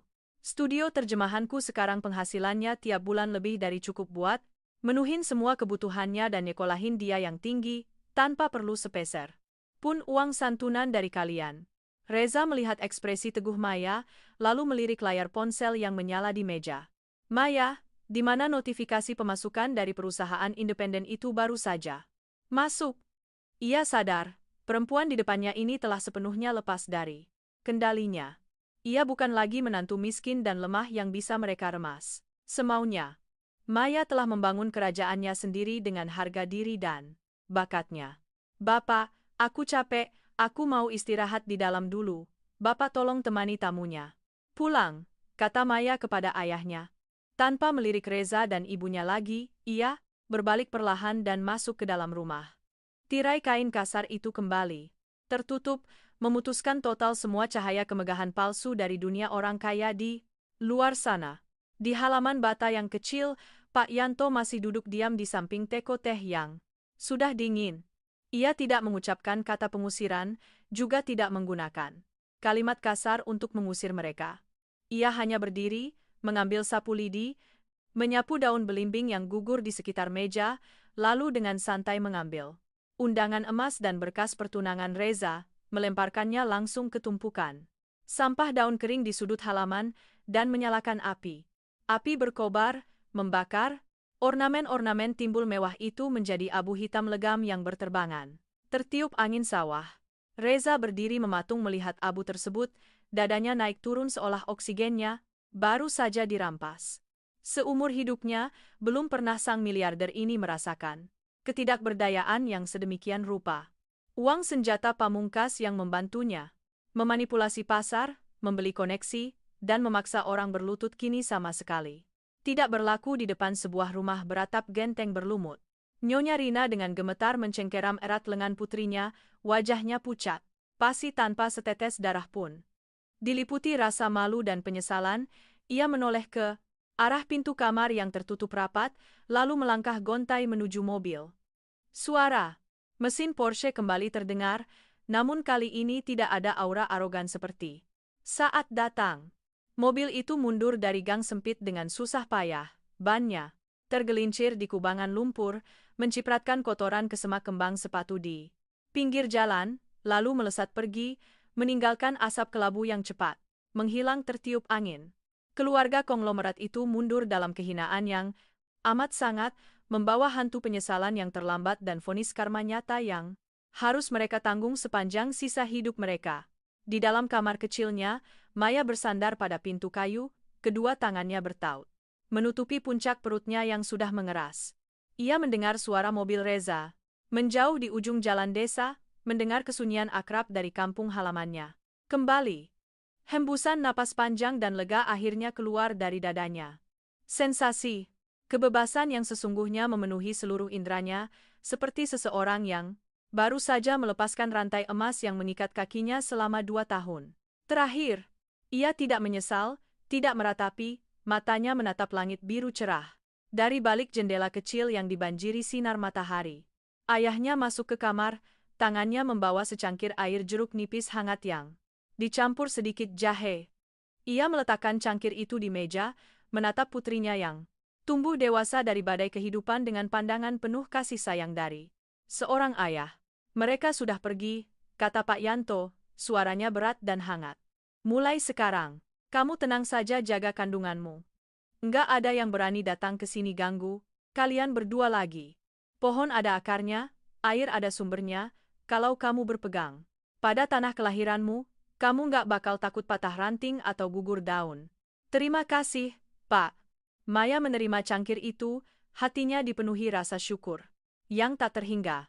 Jika 6 bulan lalu ia tidak berani mengambil koper bututnya dan keluar dari villa itu, jika ia tidak punya keluarga yang meski miskin tapi kaya akan harga diri sebagai sandaran, mungkin sampai sekarang ia masih menjadi bayangan tak bernyawa yang menahan pukulan mental menjijikkan di dalam sangkar emas.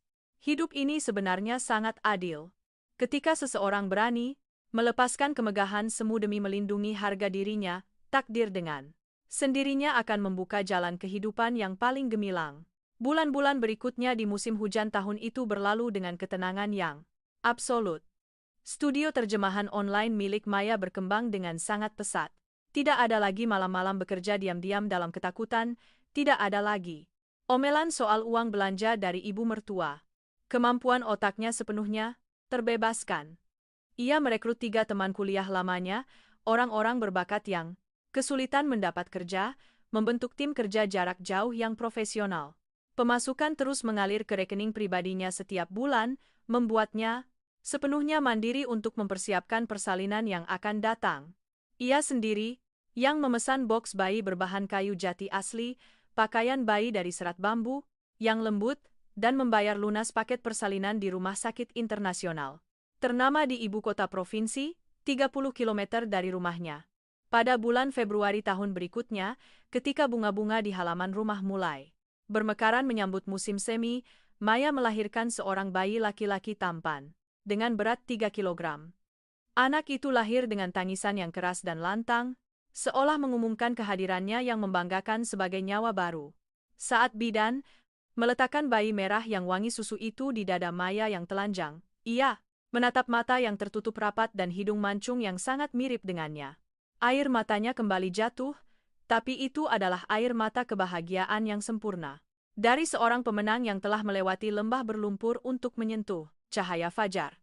Ia memberinya nama Arya, nama sederhana yang mengandung seluruh harapannya untuk kehidupan yang damai, mandiri, tanpa perlu bersaing atau memohon di hadapan kekayaan siapapun. Di akta kelahiran Arya, nama belakangnya menggunakan nama keluarga Maya, sedangkan kolom nama ayah dikosongkan seputih kertas, persis seperti bagaimana Maya telah menghapus eksistensi Reza sepenuhnya dari hidupnya dan anaknya. 3 tahun kemudian, kota kabupaten di Jawa Tengah itu telah berubah wujud, dengan deretan ruko modern dan pepohonan rindang di sepanjang sungai. Di sebuah ruko 3 lantai berarsitektur minimalis, penuh tanaman hijau dan cahaya matahari di pusat kota, suara tawa anak kecil terdengar renyah. Ini adalah kantor resmi perusahaan penerjemahan dan publikasi yang dipimpin Maya, sekaligus sarang kecil bagi mereka berdua. Di usia 31 tahun, Maya memancarkan kecantikan yang dewasa, menawan, dan gaya yang sangat percaya diri sebagai seorang pengusaha wanita yang sukses. Orang yang membangun kerajaannya sendiri tanpa butuh sandaran dari konglomerat manapun. Bunda, kata Paman Dimas, hari ini ada tamu dari Jakarta mau tanda tangan kontrak besar. Bunda pakai baju ini cantik banget. Arya yang kini sudah menjadi balita. 3 tahun yang cerdas, bermata tajam, dan berkulit sawo matang yang sehat, berlari kencang dari ruang tamu. Tangannya memegang ujung gaun ibunya sambil tersenyum lebar. Maya membungkuk memeluk anaknya erat-erat, menghirup bau keringat anak kecil. Yang harum dan sederhana itu, hatinya dipenuhi oleh kebahagiaan yang paripurna. Sementara itu, di seberang jalan, tersembunyi di bawah bayangan pohon trembesi tua yang besar, sebuah mobil Porsche hitam terparkir di sana sejak 2 jam yang lalu. Reza duduk di kursi kemudi, tangannya mencengkeram setir kuat-kuat hingga buku-buku jarinya memutih pucat. Matanya yang cekung dan dipenuhi kerutan, penuaan dini menatap lurus melalui kaca jendela. 3 tahun ini, hidup Reza adalah rentetan badai yang memburuk. Pertunangannya dengan putri grup perhotelan itu batal tepat sebelum hari pernikahan karena sengketa harta yang sangat pragmatis. Perusahaan keluarganya terperosok dalam tuntutan hukum berkepanjangan. Akibat ketidakmampuan tim proyek yang baru, saham mereka anjlok parah. Villa triliunan rupiah itu kini hanya dihuni oleh 2 orang tua yang sakit-sakitan, dalam penyesalan yang menyiksa. Kesepian, dan seorang pria paruh baya yang jiwanya telah kosong. Reza sudah berkali-kali menyetir ke sini, diam-diam berdiri dari jauh untuk melihat darah dagingnya tumbuh hari demi hari, melihat mantan istrinya semakin bersinar dan bahagia. Ia punya uang, punya mobil mewah, tapi seumur hidup ia tidak akan pernah memiliki hak untuk melangkah melewati pintu yang dipenuhi cahaya matahari itu untuk memeluk anaknya. Ia tidak akan pernah mendapatkan pengampunan dari wanita yang pernah dicampakkannya. Itu adalah hukuman yang paling kejam, sebuah penjara tak kasat mata di dalam kekayaannya yang sepi. Suara mesin Porsche menyala dengan lesu, lalu putar balik dan menghilang ke dalam keramaian jalan raya, menyisakan asap tipis yang cepat lenyap di bawah terik matahari. Maya menggandeng tangan Arya keluar ke teras. Angin dari sungai di depan meniup, Sejuk membuat ujung bajunya sedikit bergoyang. Ia menatap langit biru yang cerah, di mana burung-burung layang-layang sedang terbang menyambut musim yang baru. Cahaya mentari pagi yang hangat menyinari ibu dan anak itu, mewarnai halaman kecil yang penuh dengan wangi bunga melati menjadi keemasan. Maya tersenyum simpul, menggenggam erat tangan kecil putranya. Badai telah benar-benar tertinggal di lautan masa lalu. Dan di bawah pijakannya saat ini, sebuah kehidupan baru yang merdeka, bangga, dan penuh kebahagiaan sejati telah resmi dimulai di atas tanah airnya yang penuh welas asih.